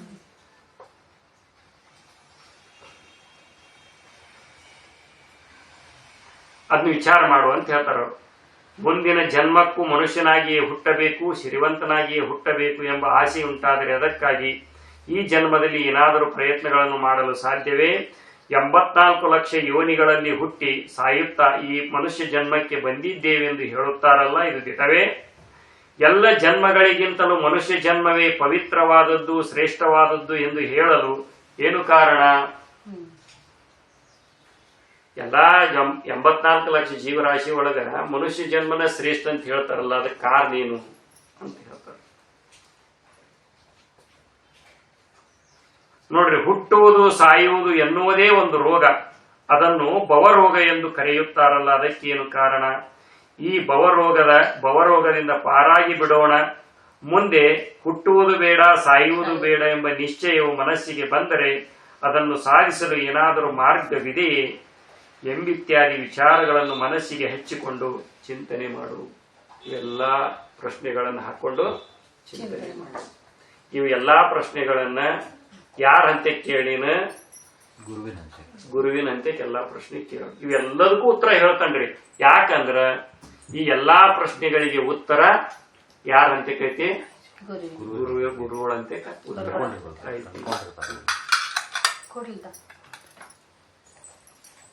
ನೋಡಿ. ಚಿಂತನೆ ಮಾಡು, ಮನಸ್ಸಿಗೆ ಹಚ್ಚಿಕೊಂಡು ಚಿಂತನೆ ಮಾಡು. ಇದುವರೆಗೆ ಹುಟ್ಟಿದ್ದು ಸತ್ತಿದ್ದು ಸಾಕು. ಇಲ್ಲಿಯವರೆಗೆ ರಗಡು ಹುಟ್ಟಿ ಬಂದೇವಿ, ರಗಡ ಸತ್ತೇವಿ. ನಾ ಬಂದು ತಾಯಿ ಗರ್ಭ ಬಂದು ಉಳುದಿಲ್ಲ. ಎಷ್ಟು ಮಂದಿ ನಮಗ್ ತಾಯಿಗಳ್ರಿ? ಎಷ್ಟು ಮಂದಿ ಇರಾಕ ನಮ್ಮ ಬಾಕಿನ ಅಂತೀವಿ. ನಮಗ ತಾಯಿಗಳು ಎಷ್ಟು ಮಂದಿ ಆಗ್ಯಾರ್ರಿ? ಎಲ್ಲಾ ತಾಯಿ ಅಂದ್ರೆ ಎಲ್ಲಾರಿ. ಎಲ್ಲಾ ಜನ್ಮ ತಾಯಿನೂ ಆಗ್ಯಾರ. ಕತ್ತಿ ಒಳಗ ಕತ್ತಿನ ಹಂದಿ ಜನ್ಮದೊಳಗ ಕತ್ತಿನ ಅವ್ವ, ಹಂದಿ ಜನ್ಮದಾಗ ಹಂದಿನ ಅವ್ವ, ಮಂಗ್ಯನ ಜನ್ಮದಾಗ ಮಂಗ್ಯನ ಅವ್ವ, ಈಗ ಮನುಷ್ಯರ ಜನ್ಮದಾಗ ಮನುಷ್ಯರ ಅವ್ವ. ಯಾವ ನಮ್ಮವ್ವ? ಖರೆ ಯಾವ? ಆಯಾ ಜನ್ಮದಾಗ ಆಯಾ ಅವಗಳ್ರಿ. ಆಮೇಲೆ ಅಲ್ಲಿ ಮನಿ ಎಂತದ್ ನಮ್ದು? ಹಂದಿ ಮನಿ. ಹಂದಿ ಜನ್ಮದಾಗ ಬಂದಿದ್ವಿ ಅಂದ್ರ ನಮ್ಮ ಮನಿ ಎಲ್ಲಿ ಐತ್ರಿ? ಅದ ಕೊಳಚೆ. ಕೊಳತ ಲಿಂಬಿ ಹಣ್ಣು, ಕೊಳ ಟೊಮೆಟೊ ಹಣ್ಣು ತಿನ್ನಕೊಂತ ಅಲ್ಲಿ ನಮ್ಮ ಸಂಬಂಧಿಕರವ. ಹಂದಿಯವನು ನಮ್ಮವ್ವ, ಹಂದಿಯವನು ನಮ್ಮ ಅಪ್ಪ, ಅವರ ಬಂಧು ಬಳಗ. ಹೆಂಗ್ ಮಾತಾಡ್ತಿರ್ತೇವ ಅಲ್ಲಿ? ಅಲ್ಲಿ ಚಾಲು ರೀ ಹಂದಿ ಸಂಬಂಧ. ಹಂದಿ ಬೀಗರು, ಹಂದಿ ಸಂಬಂಧಿಕರು, ಹಂದಿ ಅಣ್ತಂಬ್ರು, ಎಲ್ಲ ಹಂದಿನ ಬೀಗರು, ಅಣ್ತಂಬ್ರು, ಅಕ್ಕ ತಂಗಿ, ಒಟ್ಟು ಹಂದಿನ. ಇನ್ನು ಮತ್ತ ನಾಯಿ ಜನ್ಮಕ್ ಬಂದಿವಿ ಅಂದ್ರೆ ನಾಯಿನ ಅವ್ವ, ನಾಯಿನ ಅಪ್ಪ, ನಾಯಿನ ಅಣ್ಣ, ನಾಯಿನ ತಂಗಿ. ಈ ಜನ್ಮಕ್ ಬಂದೀವಿ. ಅನಂತ ಜನ್ಮದೊಳಗೆ ಅನಂತ ತಂದೆ ತಾಯಿಗಳು, ಅನಂತ ಸಂಬಂಧಗಳು. ಯಾವ ಸಂಬಂಧ ಕರೀರಿ, ಯಾವ ಶರೀರಗಳ ಕರೀರಿ, ಅದಕ್ಕೆ ಹೇಳ್ತಾರ ಅವ್ರು. ಎಷ್ಟು ತಾಯಿಯ ಗರ್ಭದೊಳಗೆ ಬಂದಿ, ಆಮಗ ಎಷ್ಟು ಶರೀರಗಳನ್ನು ಕಳೆದಿಯೇ, ಎಷ್ಟು ಈ ಇಡೀ ಭೂಮಿ ಎಲ್ಲ ನಮ್ದು ಹೆಣಾನ ಹೋಗದಾರ್ರಿ ನಮ್ದು ಒಬ್ಬೊಬ್ರದ್ದು. ಅವ್ರು ಹೇಳ್ತಾರ, ಧರೆಯನ್ನೆಲ್ಲವನ್ನು ಸಣ್ಣಿಸಿ, ನಿಜಗುಣಾರ್ ಹೇಳ್ತಾರ, ಧರೆಯನ್ನೆಲ್ಲವನ್ನು ಸಣ್ಣಿಸಿ ಧೂಳಿ ಮಾಡಲು ಪರಮಾಣುಗಳು ಅನಿತು ದೇಹವನ್ನು ಧರಿಸುತ್ತಾ ಒಂದೊಂದು ಜೀವ ಬಸರಳು ಬಂದು ಮರಳಿ ನೀನತ್ತ ತಿರುಗದಂತೆ ರಚಿಸದಿ ಜೀವನೆ. ನೋಡ್ರಿ, ಒಂದ ಕಡುವ ತಗೊಂಡು ಪುಡಿ ಮಾಡ್ರಿ ಎಷ್ಟು ಪ್ರಮಾಣ ಆಕವ್ರಿ. ಇಡೀ ಭೂಮಿನ ಪುಡಿ ಮಾಡಿ ಆರಿಸಿರಿ ಎಷ್ಟು ಪ್ರಮಾಣ ಆಗಬೇಡ. ಅಷ್ಟು ತಾಯಿಯ ಗರ್ಭದೊಳಗೆ ಹುಟ್ಟಿ ಹುಟ್ಟಿ ಬಂದೇವಂತ. ನಮ್ಮ ಎಲಬುಗಳ ಒಬ್ಬೊಬ್ರು ಹಿಮಾಲಯ ಪರ್ವತದಷ್ಟು ಬಿದ್ದಾವಂತ. ತಾಯಿ ಹಾಲು ಕುಡಿದ್ ಎಷ್ಟು ಕುಡ್ದೇವ್ರಿ? ಒಂದು ಕಪ್ ಅಲ್ಲ, ಒಂದು ಚೆರಿ ಅಲ್ಲ, ಒಂದು ಕೊಡ ಅಲ್ಲ, ಒಂದು ಡ್ರಮ್ ಅಲ್ಲ, ಸಪ್ತ ಸಾಗರದಷ್ಟು ಕುಡ್ದೇವ್ರಿ. ಒಟ್ರು ಕೂಡಿ ಅಲ್ಲ, ಒಬ್ಬೊಬ್ಬರ್ರಿ. ಅವೆಲ್ಲ ಇಲ್ದಂಗ ಆಗ್ಯಾವ. ಒಂದ್ ಚಲೋ ಸತ್ತುದ್ ಹೆಣ ಹಂಗ ಊಟಕ್ಕೆ ಒಟ್ಕೊಂತ ಹೋಗಿದ್ರಿ ಎಷ್ಟು ಜಗನ ಇರ್ತಿದ್ದಿಲ್ಲ ಈ ಭೂಮಿ ಮೇಲೆ. ಮಣ್ಣಾಗ ಮಣ್ಣ ಆಗ್ತತಿ, ಪಂಚಮಹಾಭೂತದೊಳಗ ಲೀನ್ ಆಗ್ತತಿ ಅಂತಿದೆಲ್ಲ ನಡೆದತ್ರಿ. ಅಂದ್ರೆ ಎಷ್ಟು ಜನ್ಮಗಳಂತ ಅಳೆಯವಿ, ಎಷ್ಟು ಸತ್ಯ ಹುಟ್ಟಿದ್ದೆಷ್ಟು ಸತ್ತದ್ದು ಗೊತ್ತಿಲ್ಲ. ಯಾಕಿಲ್ಲ ಅಂತ ನೋಡ್ರಿ. ಇದುವರೆಗೆ ಹುಟ್ಟಿದ್ದು ಸತ್ತದ್ದು ಸಾಕ್ ಅನಿಸ್ಬೇಕು. ಸಾಕ್ ಅನ್ಸಾತ ನಮಗ? ಹುಟ್ಟಬೇಕ ಇನ್ನು ಅಂತೇವಿ. ಇನ್ನು ಸಾಯಬಾರ್ದು ಅಂತೀವಿ. ಹುಟ್ಟುದು ನೆಕ್ಸ್ಟ್ ಆ? ಸಾಯಬಾರ್ದು ಅಂತೀವಿ. ಸಾಯಬಾರ್ದು ಅಂತೇವಿ. ನಮ್ಮಗ ಇಲ್ಲೇ ಹೊಟ್ಟೆಕೊಂತ ಇಲ್ಲಿಗೆ ಬರ್ಬೇಕು. ನಮ್ಮ ಅಕ್ಕ ಉಂಡಿ ತರ್ತಾರೆ ಹೊಟ್ಟೆಕೊಂತ. ಉಂಡಿ ಹೋದಿಲ್ರಿ ಅವ್ರು? ಉಂಡಿ ಹೊಡ್ಕೊಂತ. ನಮ್ಮ ಅಕ್ಕ ಉಪ್ಪಿಟ್ಟು ಕೊಡ್ತಾರ, ಉಪ್ಪಿಟ್ಟು ಹೊಡ್ಕೊಂತ ಮಸ್ತ್ ಕೊಡ್ತಾರ. ಮತ್ತೊಂದ್ ಆರಾಮ್ ಇಲ್ಲೇ ಇರ್ನಲ್ರಿ ಇರ್ರಿ ಅಂತಾರ ಅವ್ರು. ಹಿಂಗೆ ಹೇಳ್ಕೊಂತೀರಿ ನೀವು.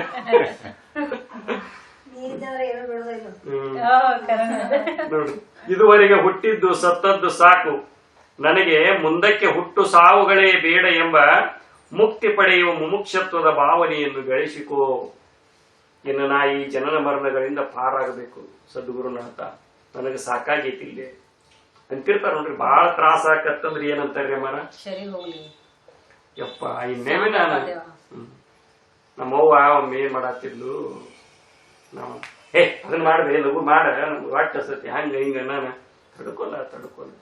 ಯಪ್ಪ ನಿಮ್ ಕಿರಿಕಿರಿನ ಹೆಚ್ಚಾಗೈತಿ, ಇನ್ನು ನಾ ಹೊಟ್ಟ ಹುಟ್ಟಿ ಬರೋದಿಲ್ಲ ಅನ್ನಾಕಿರಕಿ. ತ್ರಾಸ ಹಾಕತ್ ಕುಡ್ಲಿಂಗ್ ಅಂತೇವ್ ನಾವು ಅಂತೇವಿಲ್ರಿ. ಹಲ್ಲು ಹೊಡಿಯಕ್ ಹತ್ತಂದ್ರ ಇನ್ನೇನ್ ಈ ಜನ್ಮಕ್ಕ ಬರೋದಿಲ್ಲ ಅಂತೆ. ಹಲ್ಲು ಹೊಡೆದ್ ಕಮ್ಮ ಆಗ್ತಿಲ್ಲ, ಇನ್ನು ಇರಬೇಕ. ಇಷ್ಟ ಮಜಾ ಐತ್ರಿ. ಅನಾನುಕೂಲ ಆತು, ಸಾಕಾಗಿ ಹೋಗ್ಬೇಕ್ರಿ. ಅನುಕೂಲ ಆತ, ಇದಕ್ಕ ಏನಂತಾರಂದ್ರ ಆಪತ್ ಬಂದಾಗತ್ತ ಹರಿಯನ್ ನೆನೆಸೋದು. ಆಪತ್ ಹೋತಿಲ್ಲ ಎಲ್ಲಿ ಹರಿ ಹರ್ಕೊಂತ ಕುಂದ್ರ ಅವಾಗ ಅಲ್ಲೇ ಅನ್ನೋದು. ದೇವ್ರ ನೆನಪ್ ಕಷ್ಟ ಬಂದಾಗ ವೆಂಕಟರಮಣ ಅಂತಲ್ಲ.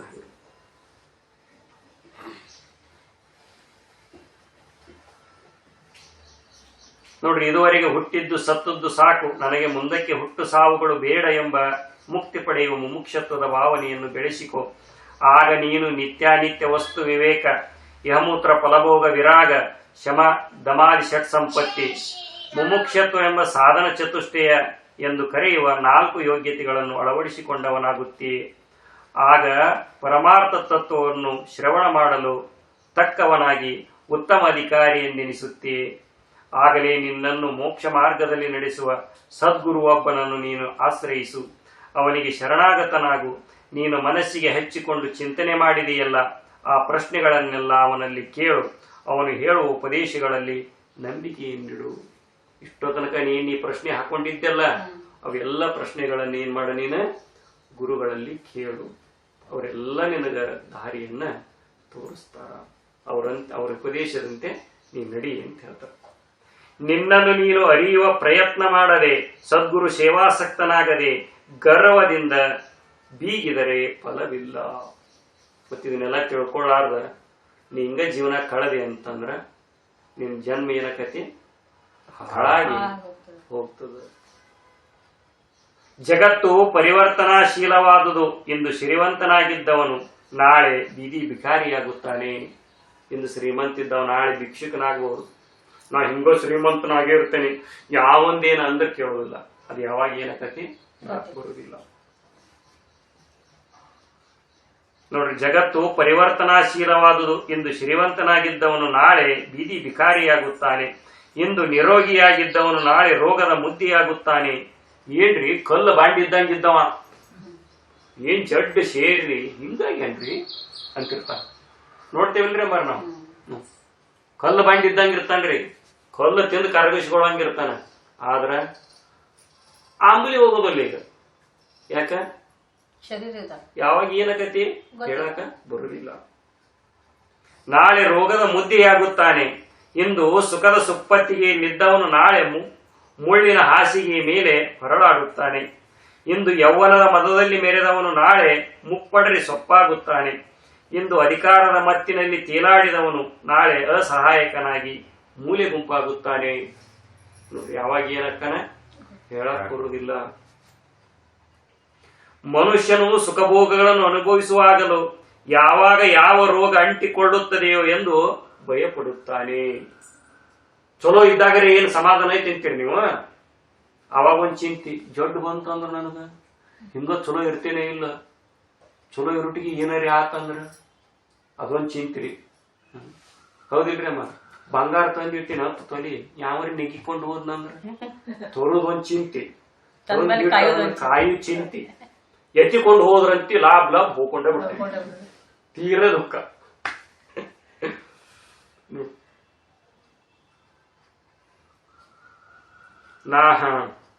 ನಾಳೆ ಅಸಹಾಯಕನಾಗಿ ಮೂಲೆ ಗುಂಪಾಗುತ್ತಾನೆ. ಮನುಷ್ಯನು ಸುಖಭೋಗಗಳನ್ನು ಅನುಭವಿಸುವಾಗಲೂ ಯಾವಾಗ ಯಾವ ರೋಗ ಅಂಟಿಕೊಳ್ಳುತ್ತದೆ ಎಂದು ಭಯಪಡುತ್ತಾನೆ. ನಾನು ಶ್ರೇಷ್ಠ ವಂಶದಲ್ಲಿ ಹುಟ್ಟಿದವನು ಎಂದು ಹೆಮ್ಮೆ ಪಡುತ್ತಿರುವಾಗಲೂ ನನ್ನ ವಂಶ ಗೌರವಕ್ಕೆ ಯಾರಿಂದ ಯಾವಾಗ ಕಳಂಕ ತಟ್ಟುತ್ತದೆಯೋ ಎಂದು ಭಯಪಡುತ್ತಾನೆ.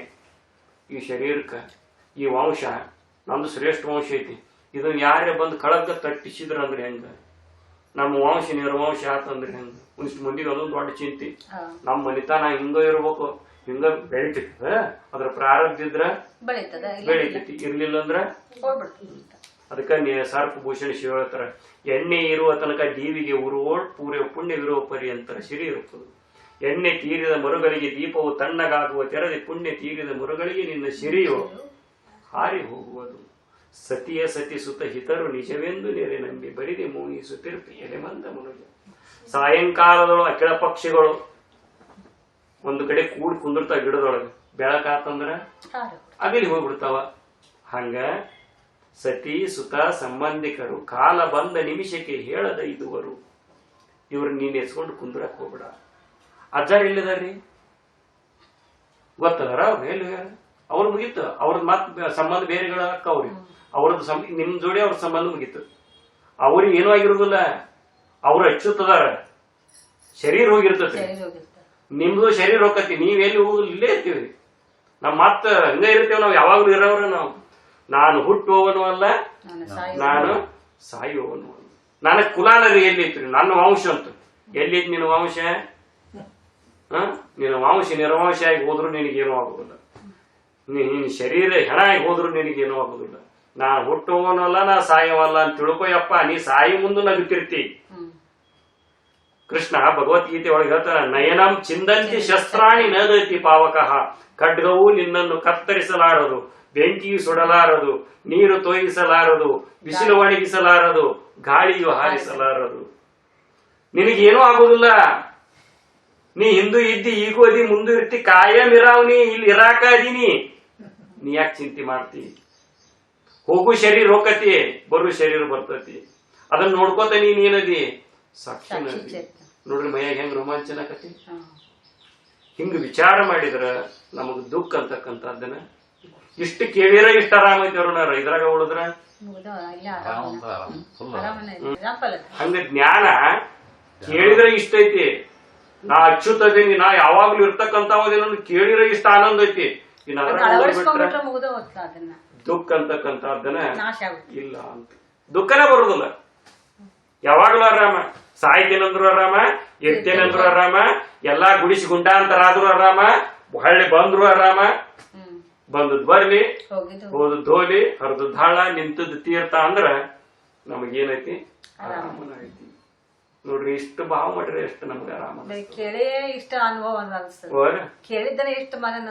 ಅವ್ ಕುರ್ಚಿ ಇರುವಲ್ಲೇ ಇರ್ತಾವ, ಕಾಟ ಇಲ್ಲೇ ಇರುವಲ್ಲೇ ಇರ್ತತಿ, ಮನಿ ಇರುವಲ್ಲೇ ಇರ್ತತಿ, ಅದ್ರ ಚಿಂತೆ ಹೋಗಿರ್ತತಿ, ಆರಾಮನ ಇರ್ತತಿ.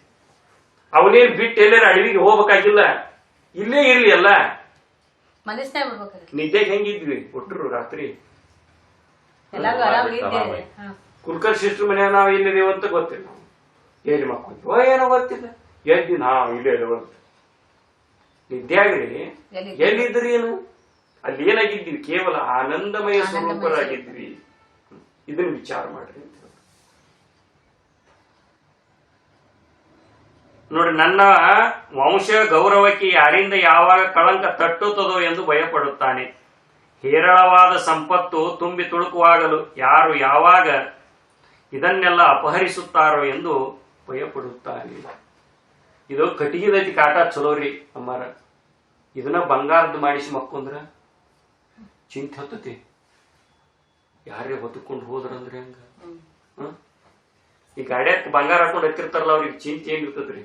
ಯಾವ ಹೊಡಿತಾನೆ ಏನೋ ಬಂಗಾರ ಹಿಂಗ ಹಿಡ್ಕೊಂಡ್ ಕುಂತಿರ್ತಾವ ಕುತ್ತಿಗೆ ಇಚ್ಕೊಳಾರತ್ತೆ ಅದ ಬಂಗಾರ ಹಾಕೊಳ್ಳಾರ ಗಾಡಿ ಎತ್ತಿದ್ರ ಹಿಂಗ್ ಕುಂತಿರ್ತಾವ. ಬಂಗಾರ ಹಾಕೊಂಡು ಕುಂತ್ರ ನಿದ್ದಿನ ತಗೋಲ್ಲ ಅದ್ ಬೇಕಾದಂಗ ತೊಟ್ಟಲ್ ನಂಗೆ ತಗೋಲಿ ಕೊಂಡು ಹೀಗ್ ಶಿಕ್ಷೆ ಕುಂದ್ರು ಯಾಕ ಯಾವ ಹಾಕಿನ ಕೈಯ ಕೊಳ್ಳ ಕೈ ಭಯ ಭಯ ಸಂಪತ್ತಿನ ಚಿಂತೆ ಹತ್ತತಿ ಮೊಬೈಲ್ ಇದ್ರ ನಿದ್ದೈತಿಲ್ಲ ನೋಡ ಹಿಂಗ ನೋಡ್ರಿ, ಯಾರು ಯಾವಾಗ ಇದನ್ನೆಲ್ಲ ಅಪಹರಿಸುತ್ತಾರೆ ಎಂದು ಭಯಪಡುತ್ತಾನೆ.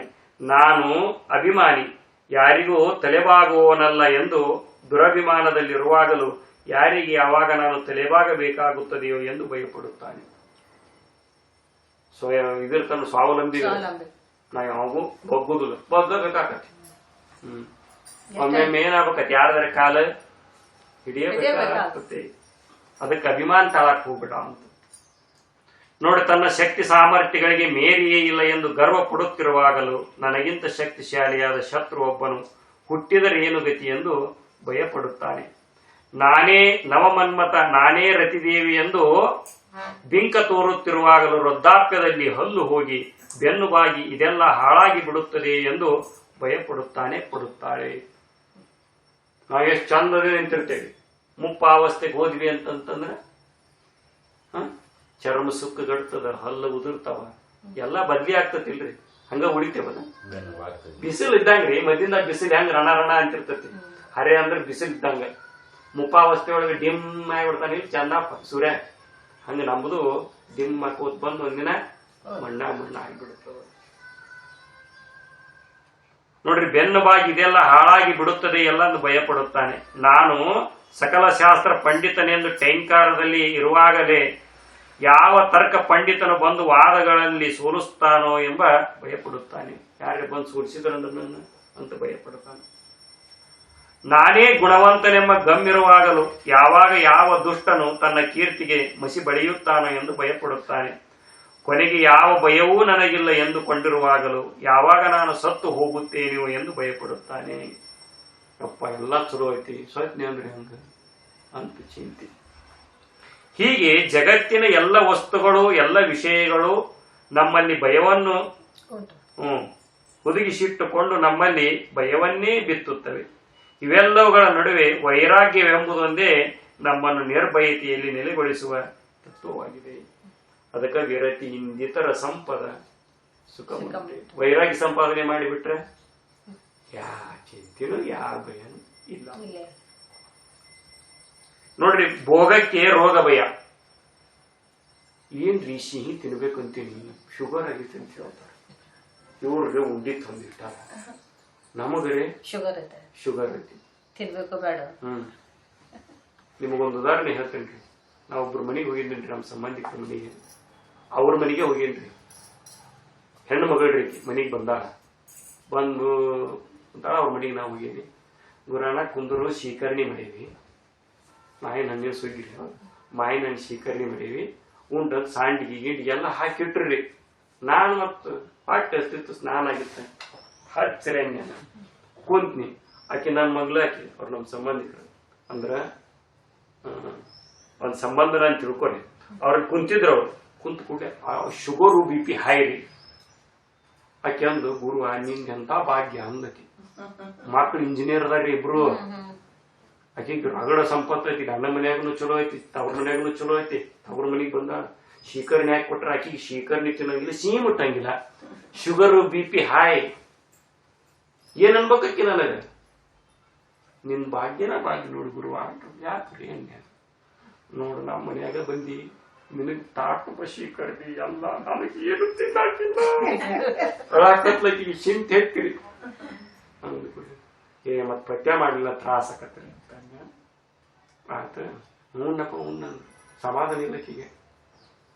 ನಾ ತಿನ್ನಾಕತ್ತಿದ್ದೀನ್ರಿ, ಅರ್ಧ ಉಣ್ಣಕತ್ತು ಸಮಾಧಾನ ಆಗಲಿದ್ರಿ. ತಗೊಂಬ ನನಗೂ ತಿಂದ ಬಿಡ್ತೀನಿ, ಬೇಕಾದಾಗ 4 ಗುಳಿಗೆ ತಗೊಂತೀನಿ, ಇವತ್ತು ತಿಂದ ಬಿಡ್ತೀನಿ. ತ್ರಾಸ ಆಗ್ತದ್ರಿ ಅದ. ಅದನ್ನ ಯಾಕೆ ಹೇಳಾಕತ್ತೀನಿ ಅಂದ್ರ ಸುಖ. ಭೋಗಕ್ಕೆ ರೋಗ ಭಯ. ಇವ ತಿಂದ್ಬಿಟ್ನೆ ಅಂದ್ರೆ BP ಹೆಚ್ಚಾಗ್ತದ್ರಿ. ಅನ್ನೋದು ತಿನ್ನೋದು. ಈಗ ಅಮ್ಮಾರ ಅಂದ್ರ ನಾವು ಮುಂಜಾನೆ ಇಲ್ಲಪ್ಪ, ರಾತ್ರಿ ಇಲ್ಲ, ಮಧ್ಯಾಹ್ನ ಹಿಂಗ್ ಕಂಟ್ರೋಲ್ ಇದ್ರೆ ಚಲೋ ರೀ. ಏನಿದ್ದು ತಗೊಂಡ್ ಬಾ ನೀವು ಮುಂದ್ ತಿಂತೀರಂತ ತಿಂದು ದ್ವಾಸಿ ಹೊಡೆದ್ರ ಬಳಿಯಾವ್ರಿ ದ್ವಾಸಿ ಹೋದ್ರ ಬಳಿಯಾವ್ರಿ ನೀವು ಇವ್ರ ಹಂಗ ಮಾಡೋದು ಬಂದ್ ಚಲೋ ಮತ್ ಹಂಗ ಮಾಡಾಕತ್ರ ನೀ ಜಾಪಾನ್ ಮಾಡೋದಿತ್ತು ಹಂಗಾಕತ್ತಿಲ್ರಿ ಮತ್ ಅದನ್ನ ನೋಡಿದ್ರೆ ಕಲಿಬೇಕು ಮತ್ತ ನಾನು ತರ್ರಿ ಹೊತ್ತಂದ್ರ ಬರೀ ಪಾಯ್ಕಾಣಿ ಇಲ್ಲಿಗೆ ಇಲ್ಲಿಂದ ಬರೀ ಅಡ್ಡಾಡ್ದ ನೋಡ್ರಿ ಅದಕ್ಕೆ ಹೇಳ್ತಾರೆ ಇಲ್ಲಿ ಭೋಗಕ್ಕೆ ರೋಗ ಭಯ, ವಂಶ ಕೀರ್ತಿಗೆ ಕಳಂಕ ಭಯ ಐತಿ, ಸಂಪತ್ತಿಗೆ ಅಪಹರಣದ ಭಯ ಐತಿ, ದುರಭಿಮಾನಕ್ಕೆ ದೈನ್ಯತೆಯ ಭಯ. ಅಭಿಮಾನ ಇರ್ತಲ್ರಿ ಇವ್ ನಾ ಇನ್ನೊಬ್ಬನ ಮುಂದೆ ಕೈ ಚಚ್ಚದಕತ್ತೇನ ಅಂತ ಭಯ ಆಗ್ತದೆ ನೋಡ್ರಿ. ಬಲಶಾಲಿತ್ವಕ್ಕೆ ಶತ್ರು ಭಯ, ಸೌಂದರ್ಯಕ್ಕೆ ಮುಪ್ಪಿನ ಭಯ. ಎಷ್ಟು ಚಂದ ಅದೀನಿ, ಈ ಚಂದ ಹೋಗಿ ಬಿಡ್ತೆ ಅಂದ್ರೆ ಹೆಂಗ ಚಿಂತಿರಿ ಹಿಡ್ಕೊಂಡ್ ಕುಂದ್ರದನ ಹಗ್ಗ ತಗೊಂಡು ಗಟ್ಟೆ ಹಿಡ್ಕೊಂಡು ಬಿಗದು ಕುಂದಿರ್ತದೆ ಅದ ಉಳಿತೈತದ. ಸೌಂದರ್ಯಕ್ಕೆ ಮುಪ್ಪಿನ ಭಯ, ಆಮೇಲೆ ಶಾಸ್ತ್ರ ಪಾಂಡಿತ್ಯಕ್ಕೆ ತರ್ಕ ಪಂಡಿತನ ಭಯ, ಗುಣವಂತಿಕೆಗೆ ದುಷ್ಟರ ಭಯ, ಶರೀರಕ್ಕೆ ಎದರ ಭಯ ರೀ ಸಾವಿನ ಭಯ, ಮರಣದ ಭಯ ಎಂಬಂತೆ ಜಗತ್ತಿನ ಎಲ್ಲವೂ ಭಯಾನ್ವಿತವಾಗಿದೆ. ವೈರಾಗ್ಯವೊಂದು ಮಾತ್ರವೇ ಅಭಯದಾಯಕವಾಗಿದೆ. ಅಹಂಕಾರವನ್ನು ತೊರೆದು ಬಿಡು, ಡಾಂಬಿಕತೆಯನ್ನು ತೊರೆದು ಬಿಡು. ಪರರನ್ನು ನೋಯಿಸಿ ಸಂಪಾದಿಸಿದ ಅನ್ನವನ್ನುಂಡ್ರೆ ನೀನು ನರಕಕ್ಕೆ ಹೋಗುತ್ತೀ. ಹಾಗೆ ಯಮಧರ್ಮರಾಯನು ನೋಡ್ರಿ, ನೀನು ಅಟ್ಟು ತಂದಿದ್ದನ್ನು ನೀನೇ ಉಣ್ಣು ಎಂದು ನಿನ್ನ ಮೇಲೆ ಕೆಂಡ ಕಾರುತ್ತಾನೆ ಎಂದು ಅವಧೂತನು ಯಾರಿಗೆ ಉಪದೇಶಿಸಿದ? ಆ ವಸಂತ ಶ್ರೇಷ್ಠಿಗೆ ಉಪದೇಶ ಮಾಡಿದ. ಸ್ವಾಮಿಯ ಉಪದೇಶಾಮೃತ ಪಾನದಿಂದ ವಸಂತ ಶ್ರೇಷ್ಠಿಯ ಮನಸ್ಸು ತಿಳಿಗೊಂಡಿತು. ಅವನು ಪ್ರಸನ್ನ ಚಿತ್ತನಾದನು. ಹೊಲಸಿನ ನೆವದಲ್ಲಿ ದಿವ್ಯೋಪದೇಶ ನೀಡಿದ ಗುರುವೇ, ನೀನೇ ಸದ್ಗುರು, ನೀನೇ ಮಹಾತ್ಮ. ಪರಮಾರ್ಥ ವಿಚಾರದ ಸ್ಪರ್ಶವಿಲ್ಲದೆ ನಾನು ಧನಮಲದಿಂದ ಕುರುಡನಾಗಿ ಮೆರೆಯುತ್ತಿದ್ದೆ. ಇಷ್ಟು ದಿವಸ ನಾನು ಕುರುಡನಾಗಿ ಮೆರಿತಾ ಇದ್ದೆ. ನೀನು ನನ್ನ ಕಣ್ಣು ಬಿಡಿಸಿದೆ. ಒಳಗೆ ಬಾ ಸ್ವಾಮಿ, ನಿನ್ನ ಪಾದ ಧೂಳಿಯಿಂದ ನನ್ನ ಮನೆಯೆಲ್ಲ ಪವಿತ್ರಗೊಳಿಸು ಎಂದು ಅಡ್ಡ ಬಿದ್ದನು. ಆದರೆ ಸ್ವಾಮಿಯು ಅವನ ಪ್ರಾರ್ಥನೆಗೆ ಹೋಗೊಡದೆ ಎತ್ತಲೋ ನಡೆದು ಬಿಟ್ಟನು. ನಾ ಹೋಗ್ತೀನಿ ಅಂತ ಹೋಗಿಬಿಟ್ಟನಾಗಲಿಂದ. ನಿನ್ನ ದರ್ಶನ ಭಾಗ್ಯ ಪುನಃ ಲಭಿಸುವಂತಾಗಲಿ ಸ್ವಾಮಿ ಎಂದು ಉಚ್ಚಸ್ವರದಲ್ಲಿ ಶ್ರೇಷ್ಠಿಯು ಹೇಳಿದನು. ಸೇವಕರಿಂದ ಮಲವನ್ನು ಬೀದಿಗೆ ಎಸೆಯಿಸಿದನೇ ಹೊರತು ಅದರ ವಿಚಾರದಲ್ಲಿ ಜಿಗುಪ್ಸೆ ಸಡಿಲವಾಯಿತು. ಹೊಲಸೆಂಬುದು ಯಾವುದು, ಮಲವೆಂದರೆ ಯಾವುದು ಎಂಬ ತತ್ವವನ್ನು ಅವನು ಮನದಂದು ಮಾಡಿಕೊಂಡನು. ವಸಂತ ಶ್ರೇಷ್ಠಿಗೆ ಉಪದೇಶ ಮಾಡಲು ನಾಗಲಿಂಗ ಸದ್ಗುರುವು ನಿರ್ಮಾಣ ಮಾಡಿಕೊಂಡ ವಾತಾವರಣ ಅಪೂರ್ವವಾದುದೆಂದೇ ತಿಳಿಯಬೇಕು. ಸಾಮಾನ್ಯರ ದೃಷ್ಟಿಯಲ್ಲಿ ಇವೆಲ್ಲವೂ ಲೋಕ ವಿಸ್ಮಯವೇ ಆಗಿರುತ್ತವೆ. ಹಿಂಗವರು ಏನ್ ಮಾಡಿದ್ರು? ಅವನ ಮನಸ್ಸಿನಲ್ಲಿರ್ತಕ್ಕಂಥ ಮೋಹ ಭಾವವನ್ನ, ದೇಹ ಭಾವವನ್ನ ತೆಗಿಯಾಕ ಉಪದೇಶ ಮಾಡಿದ್ರು. ಮಹಾತ್ಮರ ಕೆಲಸ ಇದ್ರಿ. ಅವ್ರೇನು ಶುದ್ಧ ಜ್ಞಾನ ತಿಳ್ಕೊಂಡಿರ್ತಾರ, ಯಾರು ದುಃಖಿಗಳಾಗಿರ್ತಾರ ಅವರಲ್ಲಿ ಅದನ್ನು ಉಪದೇಶದ ಮುಖಾಂತರ ತಿಳಿಸಿ ಅವರಲ್ಲಿರ್ತಕ್ಕಂಥ ಅಜ್ಞಾನ ತೆಗೆದು ಅವ್ರನ್ನು ಪರಮಸುಖಿಗಳನ್ನಾಗಿ ಮಾಡ್ಬೇಕನ್ನೋ ಕಳಕಳಿ ಇರ್ತೈತಿ ಹೊರತಾಗಿ ಅವ್ರನ್ನ ಬೈಬೇಕು, ಅವ್ರಿಗೆ ದುಃಖ ಮಾಡ್ಬೇಕಂತಕ್ಕಂಥ ಉದ್ದೇಶ ಇರಲಿಲ್ಲ. ಈ ಸನ್ನಿವೇಶದಲ್ಲಿ ನಾವೇನ್ ತಿಳ್ಕೊಂಡಿವಿ ಅಂತಂದ್ರ, ಈ ಶರೀರದ ಮೋಹ, ಈ ವಿಷಯದ ಮೋಹವನ್ನು ಬಿಟ್ಟು ಪರಮಾತ್ಮನ ಧ್ಯಾನದೊಳಗೆ ನಾವಿರೋ ಅಭ್ಯಾಸ ಮಾಡಿದ್ವಿ ಅಂದ್ರ ನಾವು ನೀವೆಲ್ಲರೂ ಏನಕ್ಕಿವ್ರಿ ಪರಮಸುಖಿಗಳಾಗ್ತೀವಿ. ಅಂತ ಪರಮಸುಖಿಗಳಾಗ್ತಕ್ಕಂಥ ಶಕ್ತಿಯನ್ನ ಸದ್ಗುರುನಾಥ, ನಾಗಲಿಂಗಜ್ಜ, ಸಿದ್ಧಾರೂಢಜ್ಜ, ಶಿವಾನಂದರು, ಆತ್ಮಾನಂದರು, ನಮ್ಮ ಗುರುಗಳು ನಿಮ್ಮೆಲ್ಲರಿಗೆ ಕರುಣಿಸಲಿ ಅಂತ ಹೇಳ್ತಾ ಇಲ್ಲಿ ಹೇಳಲು ಅವಕಾಶ ಕಲ್ಪಿಸಿಕೊಟ್ಟಿರ್ತಕ್ಕಂಥ ಕುಲಕರ್ಣಿ ಅಕ್ಕ ಅವರಿಗೆ, ಅಮ್ಮ ಅವರಿಗೆ ಎಲ್ಲರಿಗೂ ಕೃತಜ್ಞತೆಗಳನ್ನು ಸಲ್ಲಿಸ್ತಾ ನನ್ನೆರಡು ಮಾತುಗಳಿಗೆ ಸಕಲ ಸಾಧು ಸಂತ ಮಹಾರಾಜ್ ಕಿ ಜೈ.